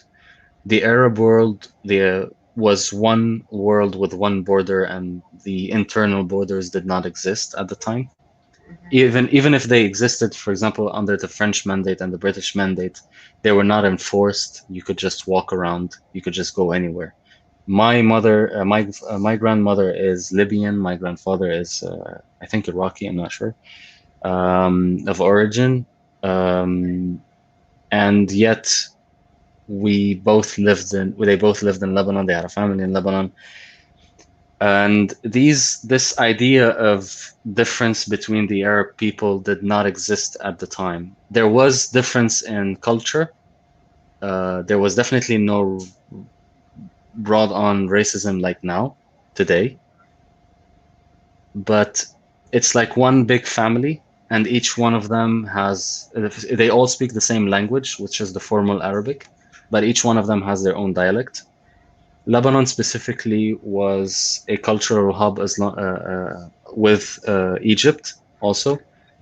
And a lot of Arab countries, for example, like Jordan, which to this day still learn the Lebanese dialect, the same way we learn the American dialect when we speak American, because we've watched TV and all of that. And these were people that were colonized for decades and centuries. And although it is, I'm gonna try to answer this with another, like with a story, because I think the subject of Israel-Palestine is very sensitive. But let's imagine the United States, and the United States gets occupied colonized by many countries like China and. We can talk about the Native Americans. Exactly, that's what I'm getting at. Colonized by the British. Exactly. And the American, yeah. Yeah, exactly. That's what I'm getting at. So colonized by the British, by the French, by all the other countries of the world, if you want. And for a moment, when these people, the American people, were finally going towards their own freedom and their own self-determination, you have the British mandate, for example, in California, that decides to give California, or a part of California as a state, to the Native Americans. Now, does that mean that the Native Americans does not have rights to the land? No. Does that mean that the Native Americans have done anything bad? No. But from the view of the Arabs, this was kind of like a coup d'etat, like a form of eternalization of these borders, the borders that never existed, that we didn't draw ourselves, that were enforced on us. And now someone is coming and saying, not just they're enforced, but also my colonization, the British I'm talking about, is going to be eternal. And here are the international laws, which we can both agree that none of us actually believe, not believes, but right, none of us. The borders are completely fictitious. The borders in the Middle East are completely fictitious. Yeah, definitely. And also, being the people at the time, I can definitely understand why they would view something that comes from that's coming from international, the United Nations, as I don't want to say righteous, but because I don't want to undermine the right to the Jewish people of the land. This is not the question. The question is about the United Nations and their actions in the Arab world. Were they here to bring peace? I don't think so. They occupied the land and they divided it. So in a sense, how it's viewed, it's like there's a foreign power that came in, divided the land, and gave one part of the land to someone else. And not just that, but also it separated the Arab world and divided it into two sections.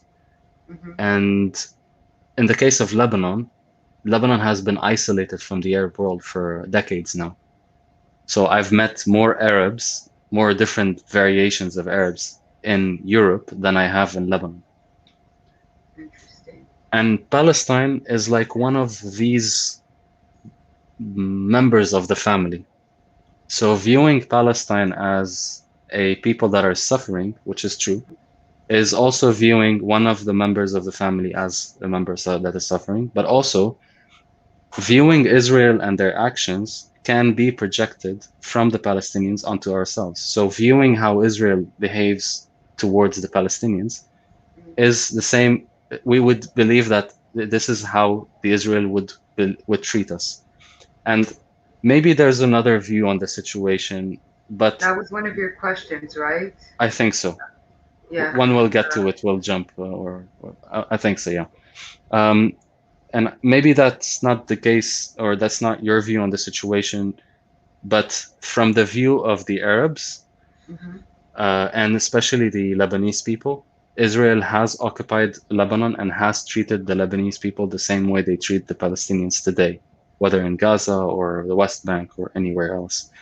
Mhm. And uh, and there has been genocides towards the Lebanese people and the Palestinians in Lebanon. Were they Shatila right? and Sabra.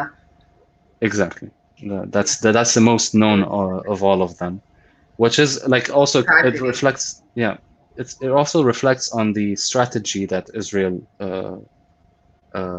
conducts itself. For example, like Sabra and Shatila was not done by the Israeli military, but Right. Israel provided all the conditions that were possible for For such the event to happen. And that may be, maybe we'll be able to jump to, that may jump to another question, but this is the narrative in at least the biggest majority of the Lebanese who back Hezbollah in Lebanon. So that might not be my view, or it might, but it's just to how do you say that? How to reflect the logic. yeah. It's that the same way that Israel can provide um, the right conditions for such actions to happen. Lebanese people have suffered recently from the expansion of ISIS in the Middle East, which is which was funded heavily by Saudi Arabia, and Saudi Arabia is an Israeli and American ally. Saudi Arabia has a sort of immunity in the international world Yeah. for such actions to happen. So they do view these actions and the expansion of ISIS as an indirect strategy from Israel. Hmm. The expansion of ISIS. Wait. I'm so sorry. Hold up. So, so Lebanese think that the expansion of ISIS is due to Israel in Lebanon. let me rephrase. So the same way they view Sabra and Shatila as Hmm. an event that happened where Israel provided the necessary Conditions. conditions. Hmm. Saudi Arabia has immunity in the international law. Saudi Arabia is the only country that can fund terrorism while maintaining that immunity, Right. which is given by Israel and the US in their politics in the Middle East. The thing is, I know what you're gonna say. I just Israel's let alliance me with clarify. Saudi Arabia is relatively new. Yeah, let me clarify just one Okay. thing. Um, the Arabs don't view Israel and the US as different. So if the US was allied with Saudi Arabia since 10 years or 20 years, that's the same because it's the same money, it's the same Mm. group. It's in a sense, and they don't see it. Definitely, you cannot say that the Israel you can't say that Israel is responsible of the United States actions in general, but you could say that in the Middle East in a way. In a way, yes, Yeah, definitely. Israel has really good relationships with the United States, and the and just as same we need strategies. the U.S. needs, the U.S. at large meets Israel's needs. I definitely agree with you on that one. Okay, Um, perfect. definitely. So So just you were let me going to finish the ask me point. a question? Oh So yeah, no, no. sorry. So to finish, so Saudi Arabia was the main funder of ISIS. 200 to 250,000 nationals, Saudi Arabian nationals in ISIS, which is almost the entirety of ISIS. Saudi Arabia is fighting alongside Al Qaeda in Yemen today, Right. and Alongside, not against. no, alongside. Okay. I'm sorry, I remembered it was against, because now Al Qaeda is against Saudi Arabia for not being Muslim enough, and now they're Well, what I know, or what I've known at least, is that for a moment, at least, if that's the case, if it's true what you're Mhm. saying, is that they did fight alongside each other against the Houthis, which is the Shias in Yemen. Yeah. Um, Now, it's not the discussion is not even about Yemen today. It's about mostly, if we're viewing it from the Lebanese people's point of view, Syria, Iraq, and Lebanon did suffer from that. Now, personally, I would prefer to have an army that can defend me against ISIS, but I don't for many reasons. But sadly, Bashar al-Assad's actions and Hezbollah's actions and Iran kind of defended my personal life, because I was in Lebanon at the time. Personally, my family was in Lebanon at the time.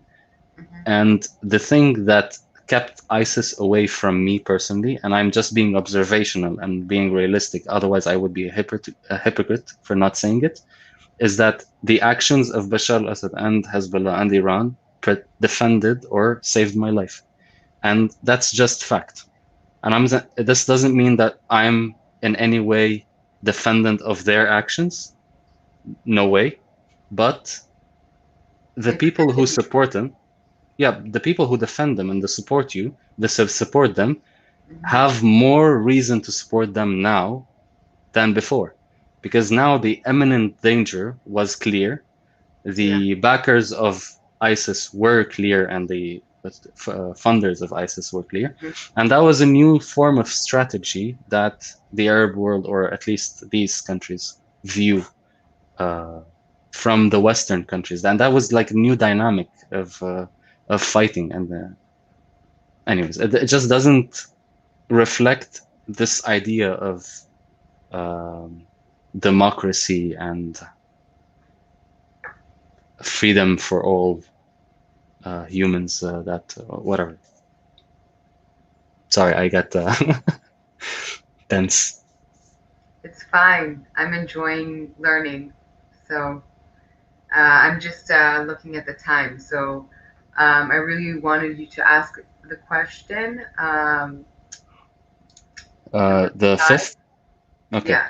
We So can when do 5 and speaking, 6 together also, like right okay, after one so another. five is when speaking of peace talks with Israel within the Lebanese society, even Hmm. some of the most liberals would find it hard to envision peace with a system that views us as lesser beings.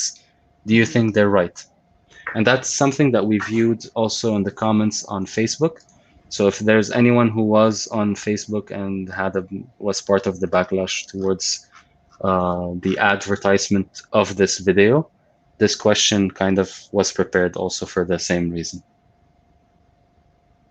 So I would obviously agree with the Lebanese sentiment that why would they want peace with the people who look at them lesser than?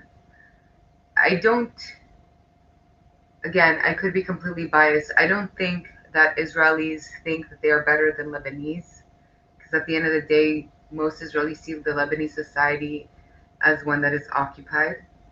Um, and we'll get to that later Mhm. by Hezbollah. But I can obviously understand the sentiment that I would not like anyone or seek peace with anyone who thinks of me as inferior than or lesser than. However, when you're talking about statehood, and I feel that this is what differentiates Israel from many other nations, many other states within the Arab nation, statehood is not ruled by sentiment, it is ruled by interests and strategy. And so, for example, in 1952, there was in Israel, we were in the brink of civil war when talking about accepting reparations from Germany. So after Nazi Germany fell, Germany was divided into two: West Germany, that was under Western patronage, and Eastern Germany, that was under Soviet patronage. The Chancellor of Germany, of Western Germany at the time, issued a public apology to the Israeli state and offered reparations for the Jewish population after the Holocaust. And the Jews and Israelis did not want German money at all. There was no amount of money that any German could pay that could erase what they had done to us, was essentially kill and murder 6 million Jews. We didn't want their blood money, even though it was ours, because they stole it from us, right? We left empty-handed. They took our assets, they took our money, they took our homes, and we still didn't want it because it was from the Germans. But we understood, the politicians at the time understood the geostrategic and political reality of the international arena at the time. West Germany was forgiven by the West and was seen as an important ally to the West because it bordered East Germany, which was Soviet. Okay, and so they gave them money, power, weaponry, and Israel understood that if they didn't accept the German reparations or the apology, if they didn't align themselves with the West at the time, they would be isolated, broke. When we were in a horrible recession during those years, it was, and there was an existential fear in Israel whether we would continue to exist or not, because we didn't know if we could support ourselves financially and strategically. I mean, not only do we not have money, but we're surrounded by enemy states. It's not promising, okay, for the existence and the perseverance of the state. And so the leader at the time, Ben-Gurion, said that this is not time for sentiment to lead, but rather what is best strategically. And we decided to accept the apology of Western Germany and ally ourselves with the descendants of the people who killed us. And it wasn't the descendants of the people. This was still really right after the Holocaust. You have to understand that a lot of people who were in the government at the time were former Nazis. Mm-hmm. Yeah. And these were the people that we were aligning ourselves with, meaning people that actually took part in the killing of our people. They weren't even descendants. They were part of it. But we did it because we wanted to persevere and survive. And so I feel like Lebanon, and I feel that most nations that surround us it would be to their advantage to ally themselves with Israel. Israel has offered help to Lebanon, it has offered their aid to Syria. We are interested. We are better, stronger. And I know that there is a lot of history, especially on the end of the Palestinians and the end of the Arab nation as a whole, to forgive. Just as there is a lot for the Israelis to forgive. But we are strategically, we are stronger together. And understanding that foreign intervention is the reason for all the shit going on right now in the Middle East, being united as a front, we could also alleviate the power of foreign intervention. So yes, I agree with the sentiment. Strategically, I think it would be in the best interest of my state and yours to ally itself. Okay. Yeah. It is interesting, and I do agree on the majority of it, and I do agree on the theory of it. But you said at the beginning of the video that Israel wouldn't do or wouldn't go through with a deal that or a peace treaty that wouldn't be sustainable. How would you consider that a country or a people, let's say, would want to envision a peace strategy with a country that would act based on personal interest at all times? I don't think that alliances in the international are formed because of any sincere sentiment. They are created out of necessity. And at the end of the day, that necessity can end up creating something different. I said also in the beginning of the video, the French and the British were at war with each other for decades, if not more. And yet today they are allies, and they have continued to stay allies, and they are continuing to be they continue to be part of the Western world. So despite centuries of bad blood, now they are good with one another. And I Hmm. feel like the same would be applicable between Israel and Lebanon. I think what stands in the way between any really peace agreement between Lebanon and Israel is the fact that militias are controlling the country rather than the government. And I feel like that if the Lebanese people were to reach out to Israel and say, help us get rid of the militias and help us, give us the tools to instill a democracy and blah, blah, blah, Israel, and it's not out of sincere care for the Lebanese people. This is strategic. They're like, okay, Lebanese people want to get rid of the militias. They want a democracy. We will give them the resources. Why? Because it gives us one less state to focus on our security. And honestly, Hezbollah is a great security concern to Israel. So kind of like Hamas prevents any talks between Israel with Palestinians, Hmm. unfortunately, even though we do negotiate with Hamas, so whatever, that's a different issue. Same thing with Yeah, Hezbollah. yeah, sure. Your Um, question 5.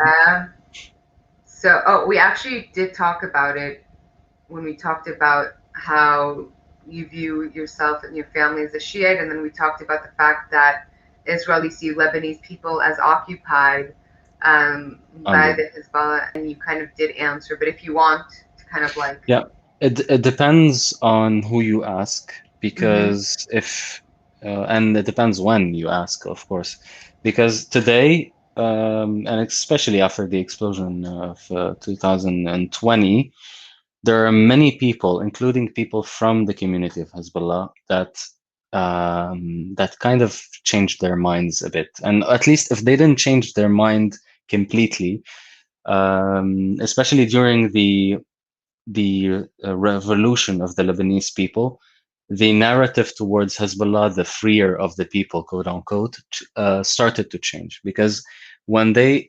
millions of people went to the streets, the Lebanese people went to the streets, the supporters of Hezbollah themselves, the part that supports Hezbollah, looked back at Hezbollah and hoping for Hezbollah to step in and help them remove the ruling class, that is a very corrupt class in Lebanon, and help them achieve their democracy, which by the original narrative, it would have worked because technically Hezbollah is the liberator of the people. So why isn't Hezbollah liberating the people once again? And this is where, for the first time, it was obvious that Hezbollah didn't have intentions to liberate the people anymore. mm-hmm, So you had this saying during the revolution that they were all like shouting, which is "Kullun yani kullun," so all of them means all of them. mm-hmm, That was then shifted towards all of them means all of them, and Nasrallah is one of them, which is "Kullun yani kullun wa Nasrallah wahad minhum." And that was new, and that resulted in a lot of backlash within Hezbollah, and even there's evidence, although it's not official and nobody will ever say it officially, that there was a split within the Hezbollah community, and I mean like themselves, like the mm-hmm, actual military between them, because there's a lot of people, and like the Hezbollah soldier gains what $500 a month, the mm-hmm, equivalent of $500 at the time a month. So now it's like $57 or something like that. And these people don't live very freely, and they're not even capable of sending, no, they weren't capable of sending their kids to school because Hezbollah provides the school.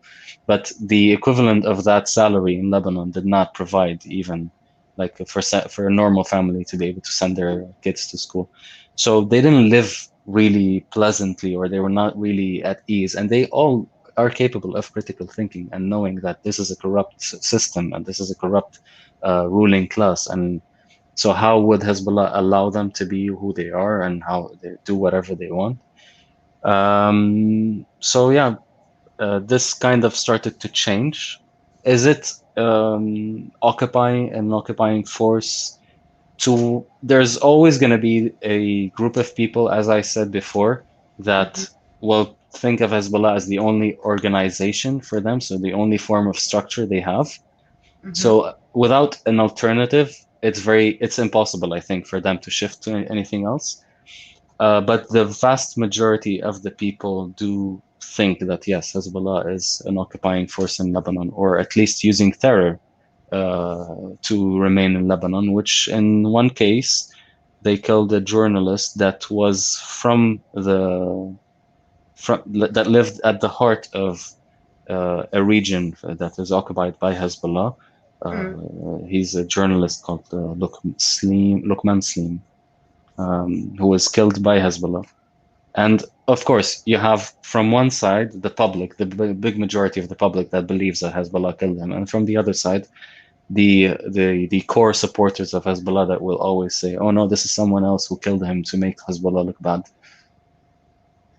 So I'm gonna just add on to that question.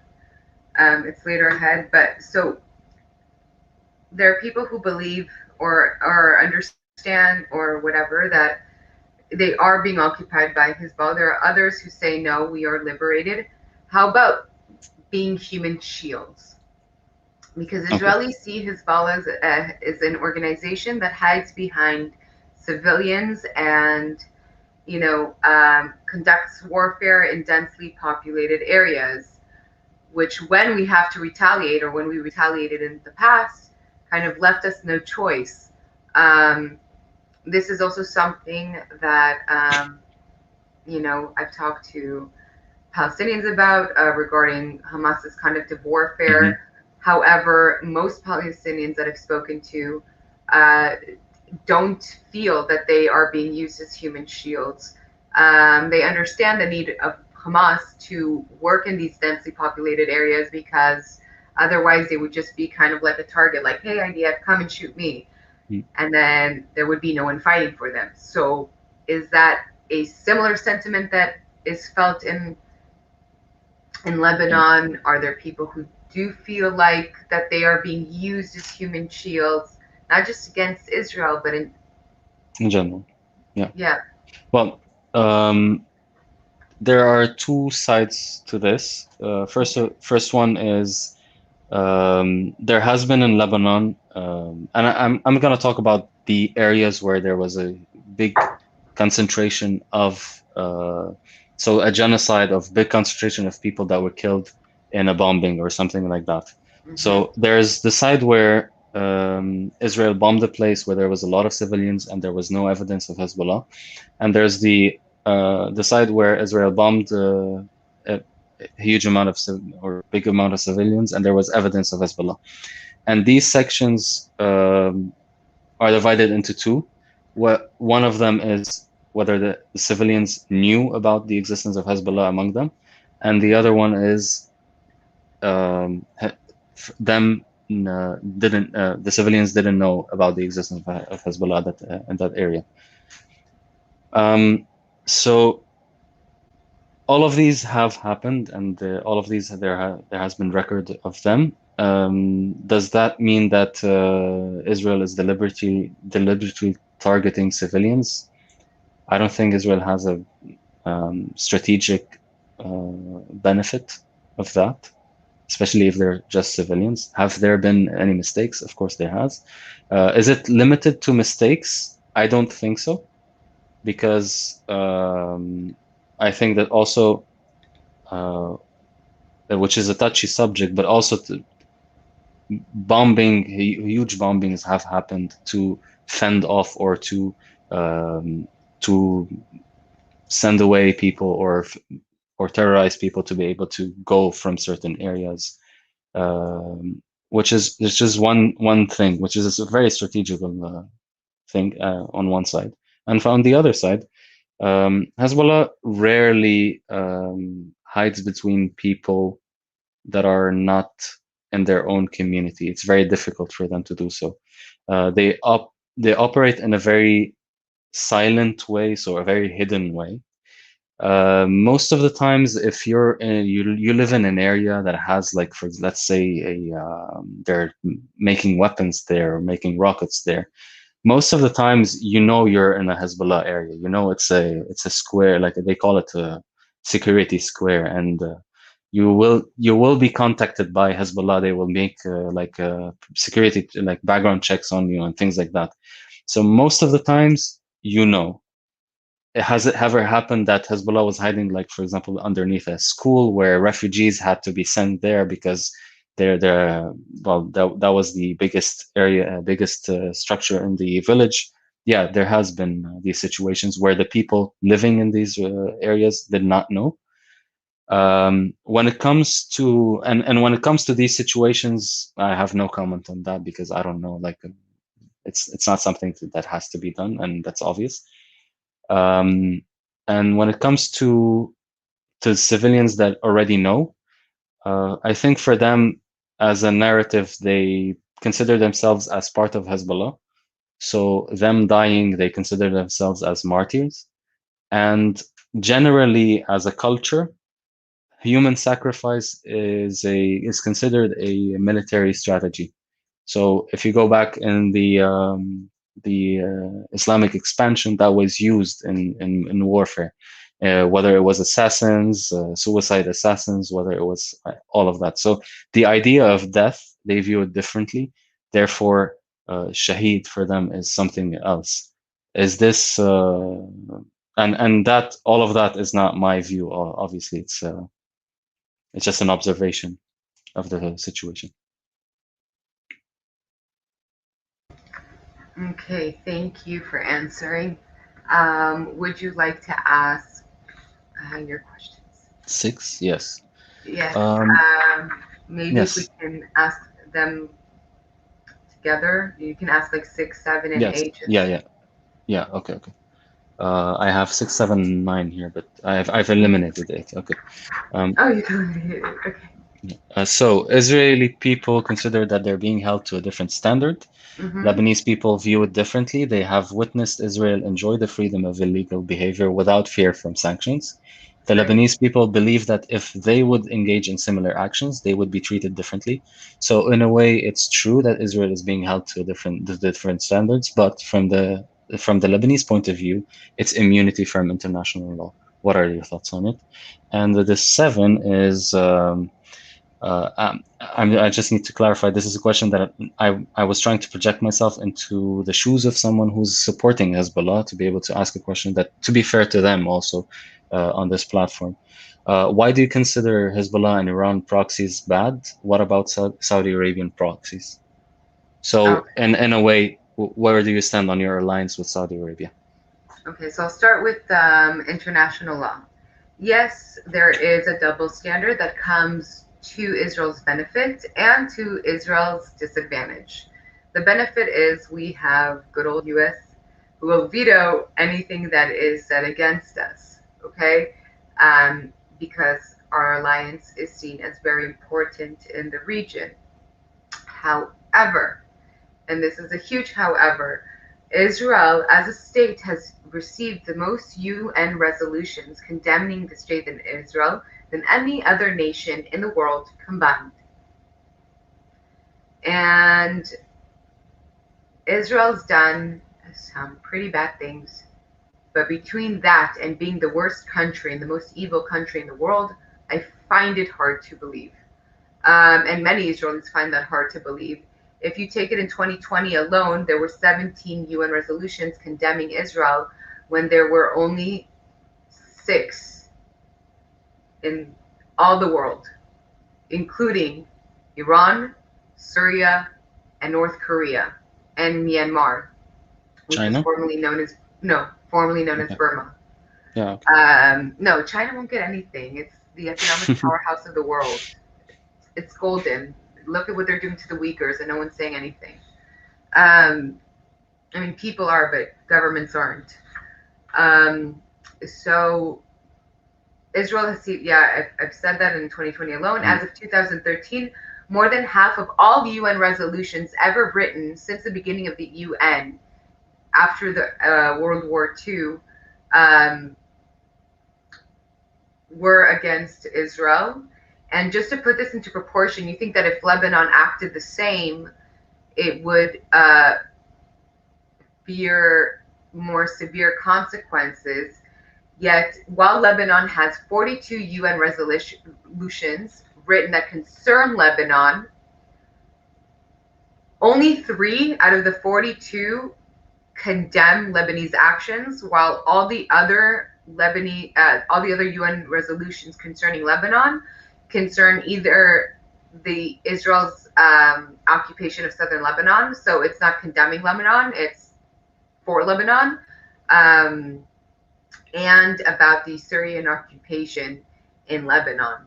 So that's on Lebanon's behalf, and on Syria has even less. There are only 20 UN resolutions concerning Syria, and again, most of them are regarding the Israeli-Palestinian conflict and the occupation of Lebanon. And then, and Iran, which is right now the big bad wolf of the international arena, has only received 10 resolutions since 2010 regarding their nuclear program. So a typical Israeli answer would be, well, look at all these UN resolutions condemning us. Nahon.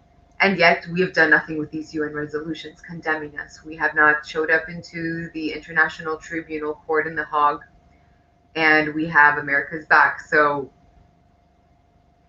there's an advantage and then there's a disadvantage. At the end of the day, those UN resolutions, while ineffective, and not just to Israel, by the way, and to most states of the world, there are very few recorded cases where any leader or state actually showed up to the International Tribunal Court and was tried. And those who were tried were with a lot of intervention from very powerful states, and basically promised those states that it would kind of make them worth their while if those leaders or whatever would come and show to the tribunal case, like in Yugoslavia.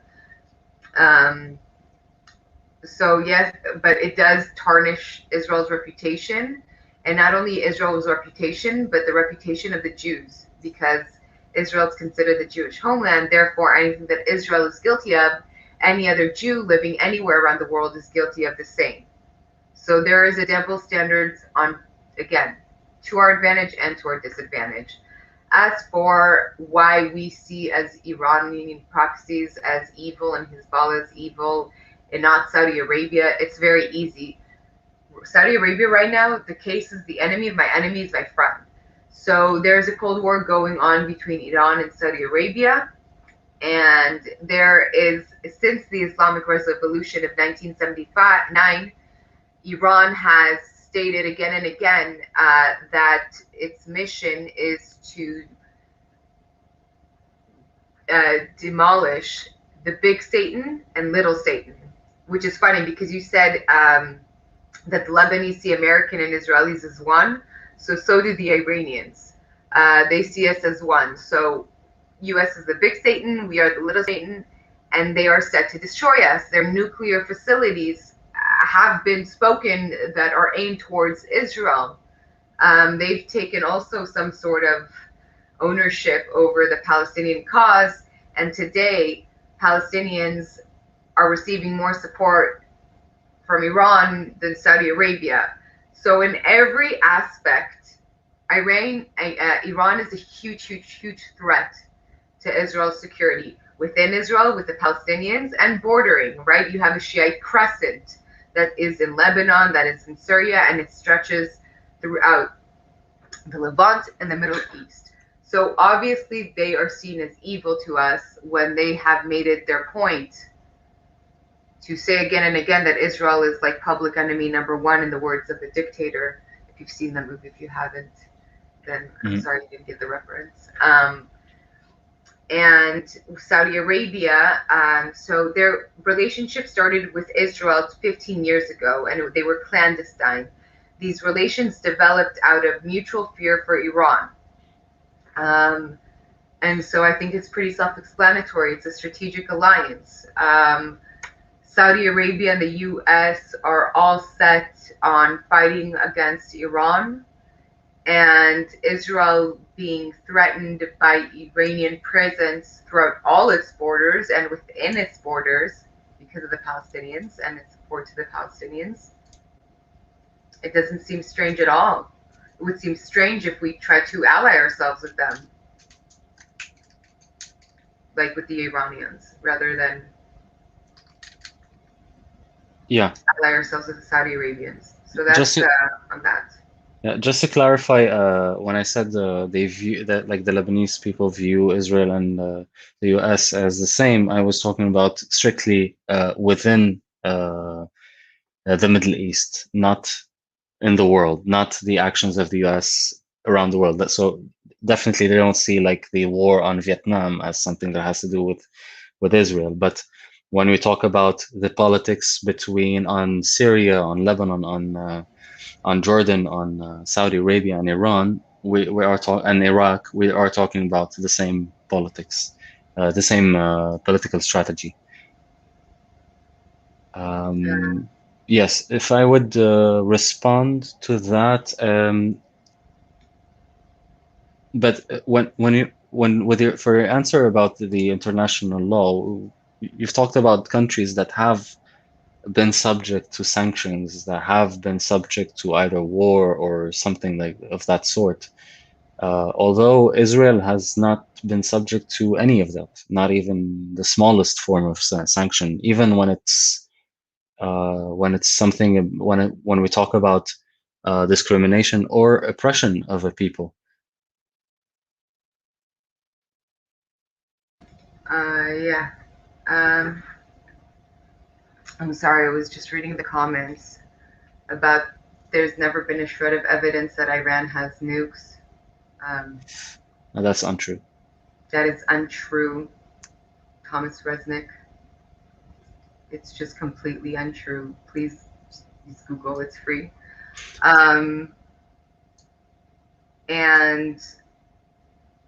a war with Iran would be a disaster for Israel. Yes, it would. Obviously, if you actually support Israel, you should oppose war with Iran. I'm not for war with Iran. I'm not for war, if that's what you guys are thinking. I'm just saying, in statehood mind, Iran is an enemy to Israel. Israel is an enemy to Iran. And there is no alliance that I can see be created between the Iranian government and the Israeli government. So I really, please, if anyone has an idea how Iran, the Islamic Republic of Iran, and Israel can form an alliance, write it down. Just to respond, the IAA confirmed it at the beginning, but then there was evidence of the presence of uranium around the sites of nuclear sites, which was evidence of concentration that was higher than the limit that was asked for, and that was even before the backlash of the Iranian politics over Trump's decision. Again, like, we can criticize international action that has been going on in Iran, right? So on the one hand, I could say my personal opinion that all these sanctions have been ineffective on Iran. If anything, it made Iran more clever into how to alleviate itself from these sanctions and continue to persevere. Obviously, these sanctions were ineffective because Iran was able to create a very fertile Shiite crescent. There does need to be cooperation with them. I just don't believe that Israel should be the one initiating that cooperation with Iran. I don't even think it has the ability to initiate such cooperation. If any alliance were to be created between the two, it would definitely have to be through several different third parties. But that's besides the point. Okay. So yeah, do I think that Saudi Arabia are people we can trust? No, they've done abhorrent things. I cannot be blind to what they are doing in Yemen.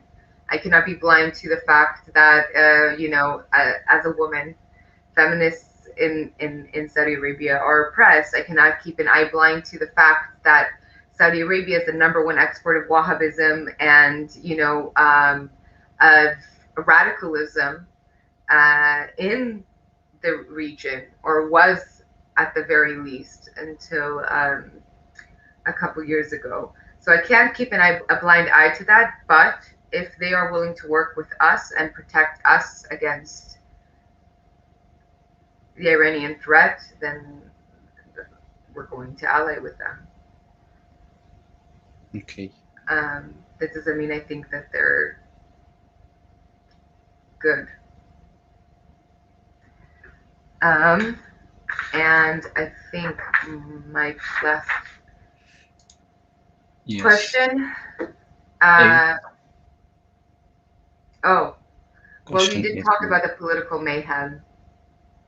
Yeah, I did. I think so I'm going to end the question with a lighter note. And we're going to end the segment because it's been too long. Yeah. Describe your everyday life in Lebanon. How would you start your day? What is your favorite breakfast, lunch, or dinner? Traditional Lebanese meals. Favorite places to go out, and etc. Okay. So I haven't been in Lebanon for about 5 years now, not daily at least. But at the time, how would I start my day? Well, to to answer the second part of the question, there's a lot of food, lot of really good food in Lebanon. Whether it was falafel, hummus, fatte, chicken sandwiches, shawarma, and all of that. And that was a really big part of my life in Lebanon, and that's something that I really miss. How would I start a day? Now, it's very important to say, like, throughout my generation, public places have been reduced by the ruling class because they would either build private properties on public properties and sell them, or well, much more corruption, and or they would just take an abandoned building and just sell it to themselves, which that doesn't belong to them. Many situations like these and many cases like these. There's the sea. There's next. You could go to the Rausha if you want, but I've spent most of my time in Al Hamra, which is a big street, and well, relatively big street in Lebanon, which in which there were bars, there were coffees, there were cultural shops, or like bookshops and things like that. And I would spend my time with a lot of friends there, and yeah, we would hang out. And specifically, I could remember one specific bar of locals that's like it's a very old bar that was handed from generation to the other. So it's been here for 2 generations and lived through the war. And like the place is still exactly the same as it was before, and barely being cleaned. And it has a good like ambiance if you want. So yeah, that's it. Your last question for me? Yeah. So I wanted to talk about like cuisine in general. I wanted to talk about the falafel and the hummus, and especially people in the Arab world claim that you stole our cuisine, having eaten falafel in a very old Jewish shop in Europe. What is your link to this cuisine? Okay, so the statement of Israelis stealing Middle Eastern cuisine, I think, is based off the belief that we are European colonizers who just came to the land because we could, and then adopted a cuisine that was never ours and appropriated it. And I don't think that could be farther from the truth. At the end of the day, Jews originate from the same place as Arabs originate from, and that's Mesopotamia. That was before we were Jewish, right? Because the birth of the Jewish civilization was in the historical land of Judea.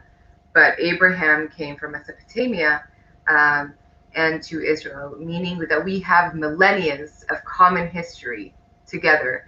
And that history is also including our cuisine and our culture and our language. Take Hebrew, right? I speak Hebrew, that is a Semitic language. Why do I speak a Semitic language? Because I am part of the Semitic people. And Arabic and the Arab people are also Semitic people who speak a Semitic languages. So that is the same thing with the cuisine. Now, we don't claim it to be Israeli and Israeli alone.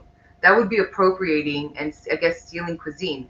But just like the Egyptians have their falafel and the Turkish have their own doner kebab, and no one's talking about appropriation, the fact that they have doner kebab and we have shawarma, then it's the same thing to say we celebrate Middle Eastern food because we are of Middle Eastern descent and currently reside in the Middle East. I think it's something beautiful that we're celebrating and that we have so much in common with the cuisine. And I think that cuisine and food in general is something that can really connect between people. So instead of saying that we stole your cuisine, understand that we've come and we've lived in this region for millennia. And even in our exile, a majority of the Jews who moved to Israel after the foundation of the state, the establishment of the state, came from Mizrahi countries. So majority of Israelis are Mizrahi, meaning that they spend their 2,000 years minimum in exile in these states. So obviously we've accustomed to that region. If people didn't believe that we were here in Judea and that we were part and we all originated from the same place, let's say if you guys didn't believe that, then believe the fact that we lived 2,000 years. I think it's enough to adopt or celebrate a cuisine that is of Middle Eastern, excluding Israel for some reason, or the Jewish people. Growing up in LA, like I knew what hummus was, I knew what trina was, I knew what shawarma was, I knew what falafel was, I knew what kuba was. Like it wasn't something that was the food I had at home. So even in the diaspora, this was the food I ate at home. So that is my attachment, and that is the attachment of the Jewish people. So instead of thinking about who stole whose cuisine, let's celebrate the fact that our cuisine is so similar and connect through our common food. I would love to try Lebanese food. The closest thing I got to Lebanese food was a Lebanese restaurant in LA that was run by a Lebanese owner that I used to go to him a lot, and I used to eat food there. But that's it. Great. Do you want to allow the audience to ask each of us one question? Oh yeah, sure. So anyone listening Hey, here? would you Hi. like me to come on and help with these questions? Yes. Yes, please. Okay, so chat, ask some questions. This was a fun conversation. I really enjoyed it. I know quite a bit about the Israeli narrative, so I can't say I learned much new from Dani, but I think you did a great job representing our narrative, so thank you for that. And I did learn a whole lot about the Lebanese narrative because I was not so well informed.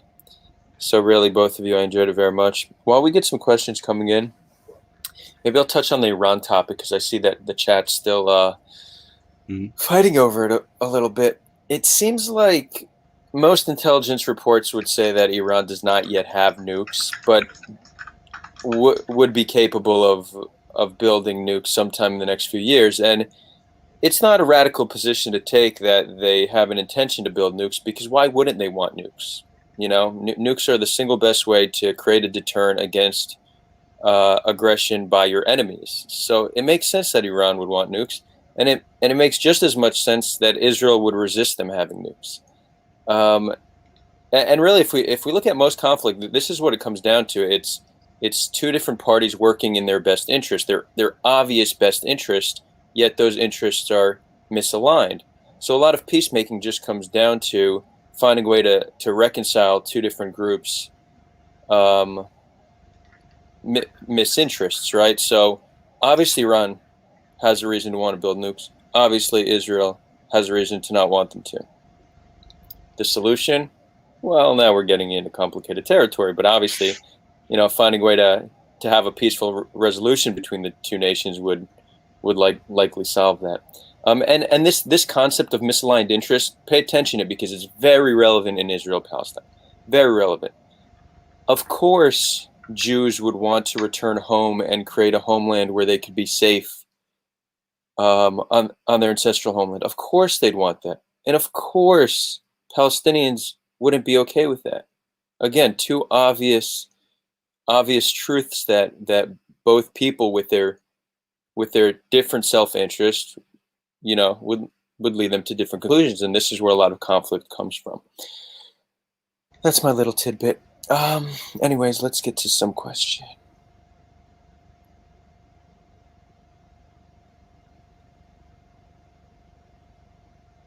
From Zohar, would Israel support a nuke-free Middle East?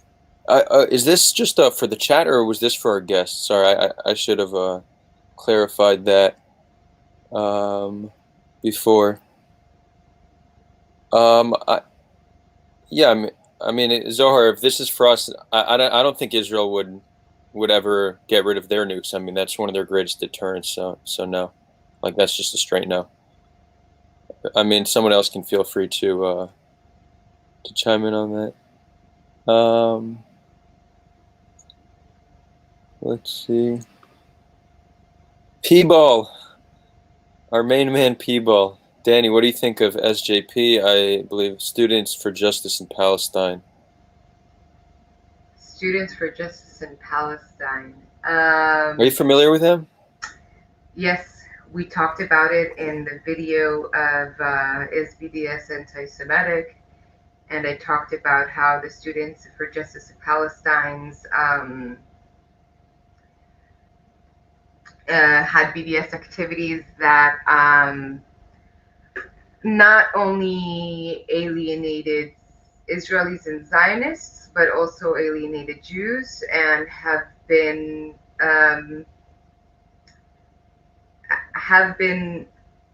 accounted for by many Jews for the reason of feeling unsafe. I, however, have no idea if that is true or not, since I have not been in a college campus. I think that at the end of the day, we're talking about a movement, an organization that seeks to educate the people about what's going on in Palestine, Israel-Palestine, and I think that I cannot be against educating people and about bringing light to a conflict that does need a solution. I do wish that energy was channeled towards Jews and Israelis so we can have that conversation. I understand, however, why it is not. So I am pretty ambivalent to them because I don't have enough information more than what I read about how Jewish students feel because of them, and then yet how much appreciation Palestinians have for such an organization. So I'm kind of like mixed. And I'm sorry I don't have a more concrete answer. Thanks, Dani. We have a question from Nomto. Good seeing you here, Nomto. Kay, is that supposed to be a Jewish Star of David in your avatar? Yes, I decided to make this this flag basically because there's a lot of stigma on both flags, and I wanted to mix them in a certain way that shows neither I'm on no one's side basically. I've left my country a long time ago. I have no problem with peace with Israel. I do have my personal opinion about the actions of Israel in the Middle East. But also, I'm not as a big supporter of war anymore with Israel, and specifically, definitely not the never-ending war that we live in. So yes, this is a David Star, and that was replaced and swapped by the cedar from the Lebanese flag, and vice versa. Awesome. Yeah, I like that little thing you put together. It's a symbol of coexistence between our people. A question from Rajia. Not just any Rajia, our champion patron. What's up, Rajia? Is anything being done to combat anti-Muslim sentiment in Lebanon? Anti-Muslim sentiment in Lebanon is like, yes, of course it does exist alongside any sentiment or anti-Christian sentiment that exists. There are extremist people on all the sides and all the sects in Lebanon, and everyone thinks their sect is more important and they will defend their sect against the other. But we cannot forget that the Muslims in Lebanon are the majority. So anti-Muslim sentiment, usually the anti-Muslim sentiment comes in a political form, and it doesn't really have that much of representation on the ground. So there's not much fear of people attacking Muslims in Lebanon. They're the majority. But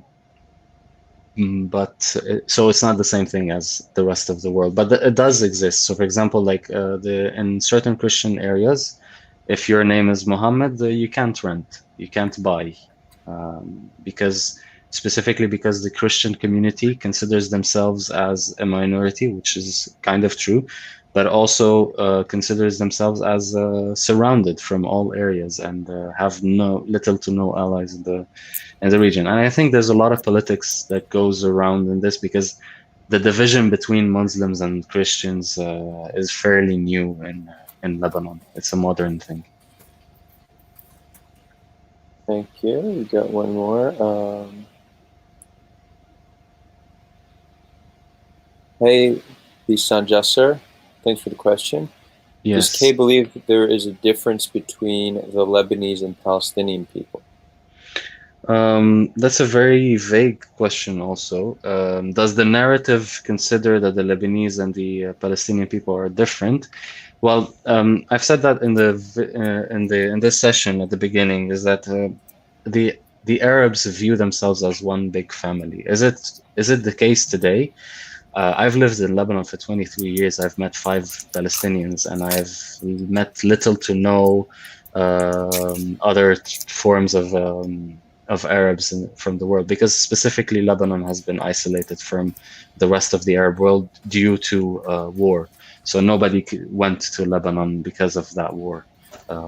So do they view themselves as different from the Lebanese people? They view the Arabs as one big family, and each one of the people that hold a different dialect is one member of that big family. Cool. Nomto, this isn't a question, it's just nice what he wrote. By the way, I grew up a few kilometers from the Lebanese border. I could see Tyre. Is that how you pronounce it? Tyre? Sur. Okay. It's Sur, it's Tir. Sur. This is French. Ah, okay. From my window. So I feel a connection to Lebanon. That's nice. I actually live 20 minutes from Lebanon right now in the Galilee.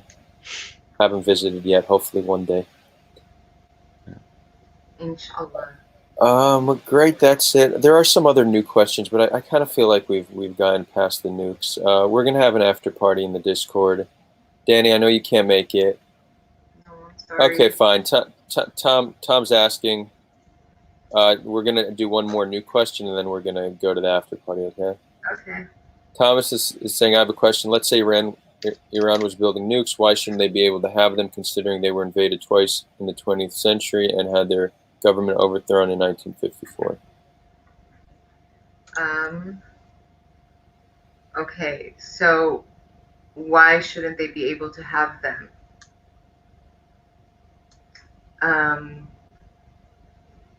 I don't decide for anyone, but if you just ask my personal opinion, why I wouldn't want Iran to develop nuclear weapons is just because I know, or I believe, from what I am told by the Iranian leadership, that it is going to be used against me.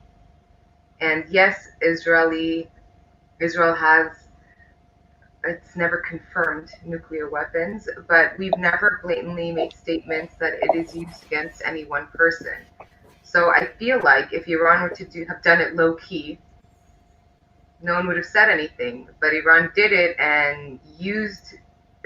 I mean, they don't have nuclear weapons, but they tried to develop nuclear abilities and stated over and over again that it's going to be used against the United States and Israel. So I can understand why they don't want Iran to develop it. I could also respond to that is that Yeah. the Iranian nuclear deal, in theory, it was a good idea. Like I am with treating a country like Iran the same way Saudi Arabia is treated, in the sense that you could build a project for a country to be able to be part of the UN and actually be on the forefront of the economy and all of that. But whether it was like whether it's a conspiracy theory why the deal was destroyed or anything of that sort, I think that Iran cannot start by having the weapons before becoming a modern society, because Iran has been stuck in a sort of system for a very long time, and that system is oppressive to its own people.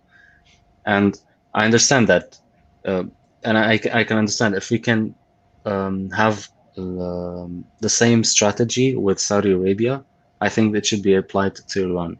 Do I think that the fight between Iran and Israel, we should take into consideration that? That's a different question for me. Saudi Arabia threatens other countries, and I think that it should be looked at from that perspective, that any country threatening another country is threatening the safety and the peace of the region, the whole region. Cool. Maybe I'll just add like one more. Just I feel like I kind of mentioned it, but Thomas, your question is why shouldn't they be able to have it? So there's no like objective moral framework for how we determine who gets nukes and who doesn't, right? It's literally, nations deciding they want it, and if they have the means to get it without another nation stopping them, then they can have a nuke. That's generally how it's worked. So in a sense, nothing, there's no objective means saying that they can't have a nuke. They could, but they'll get stopped. And again, this is a misaligned interests. Why should America and Israel let them get a nuke? There's no reason why they should allow that. It's not in their interest, so they're not going to. You could say that's unjust, sure, but I mean, that's just, that's kind of how it works. So, making the claim that they should doesn't really get us anywhere, because it's not just going to be allowed without some amount of resistance. It's almost like an idealistic worldview as opposed to a realistic one, and how certain power dynamics play out. Anyways, okay, cool. I would have rather ended on hummus rather than nukes, but that's what it is. How about this one? No, we'll end it on hummus. America, leading the world in innovation, right? They have decided to take hummus and take it to the next level. Chocolate hummus. It's an American invention. They took something Middle Eastern and they turned it into a dessert, which is very American. What do y'all think about chocolate hummus? Don't call it hummus. Don't call it. I mean, yeah. So call it chocolate garbanzo beans or something. I'm going to be contrarian. I'm okay with it, because nobody would buy chocolate garbanzo beans, so they're taking something very popular, hummus, and something else very popular, chocolate. Boom, boom, capitalism. That's how it works. Is it good? Probably not. No, is chocolate hummus good? I actually think it probably is good, to be honest. I've had dessert chickpea dishes. It's good. I talked to couple of people who ate it and said it was really good. I'm still not going to try it, but yeah. Soon to be on Sulha channel, we're going to have a chocolate hummus taste testing video. So it's going to be Israelis and Palestinians tasting chocolate hummus. Can this be what unites the people of the Middle East? Perhaps. We're going to explore that. Okay, signing out. We're going to do an after party in Discord. Dani unfortunately can't make it. But if you do want to reach out to her, contact information's in the description. She'd love to chat. And Kay will be in the after party, so join. For those who don't know what Discord is or the after party, well, you're going to have to come to find out. You join Discord. There's a link in the chat right now. On the left-hand side, you'll see it says Lounge. Click on Lounge. You'll be connected. And we're going to have a good time. This Thursday, we're having a Kahanist debating a Palestinian. This is going to be an interesting one. It's a controversial one. Tune in 8 p.m. Jerusalem time. Love you all. Bye.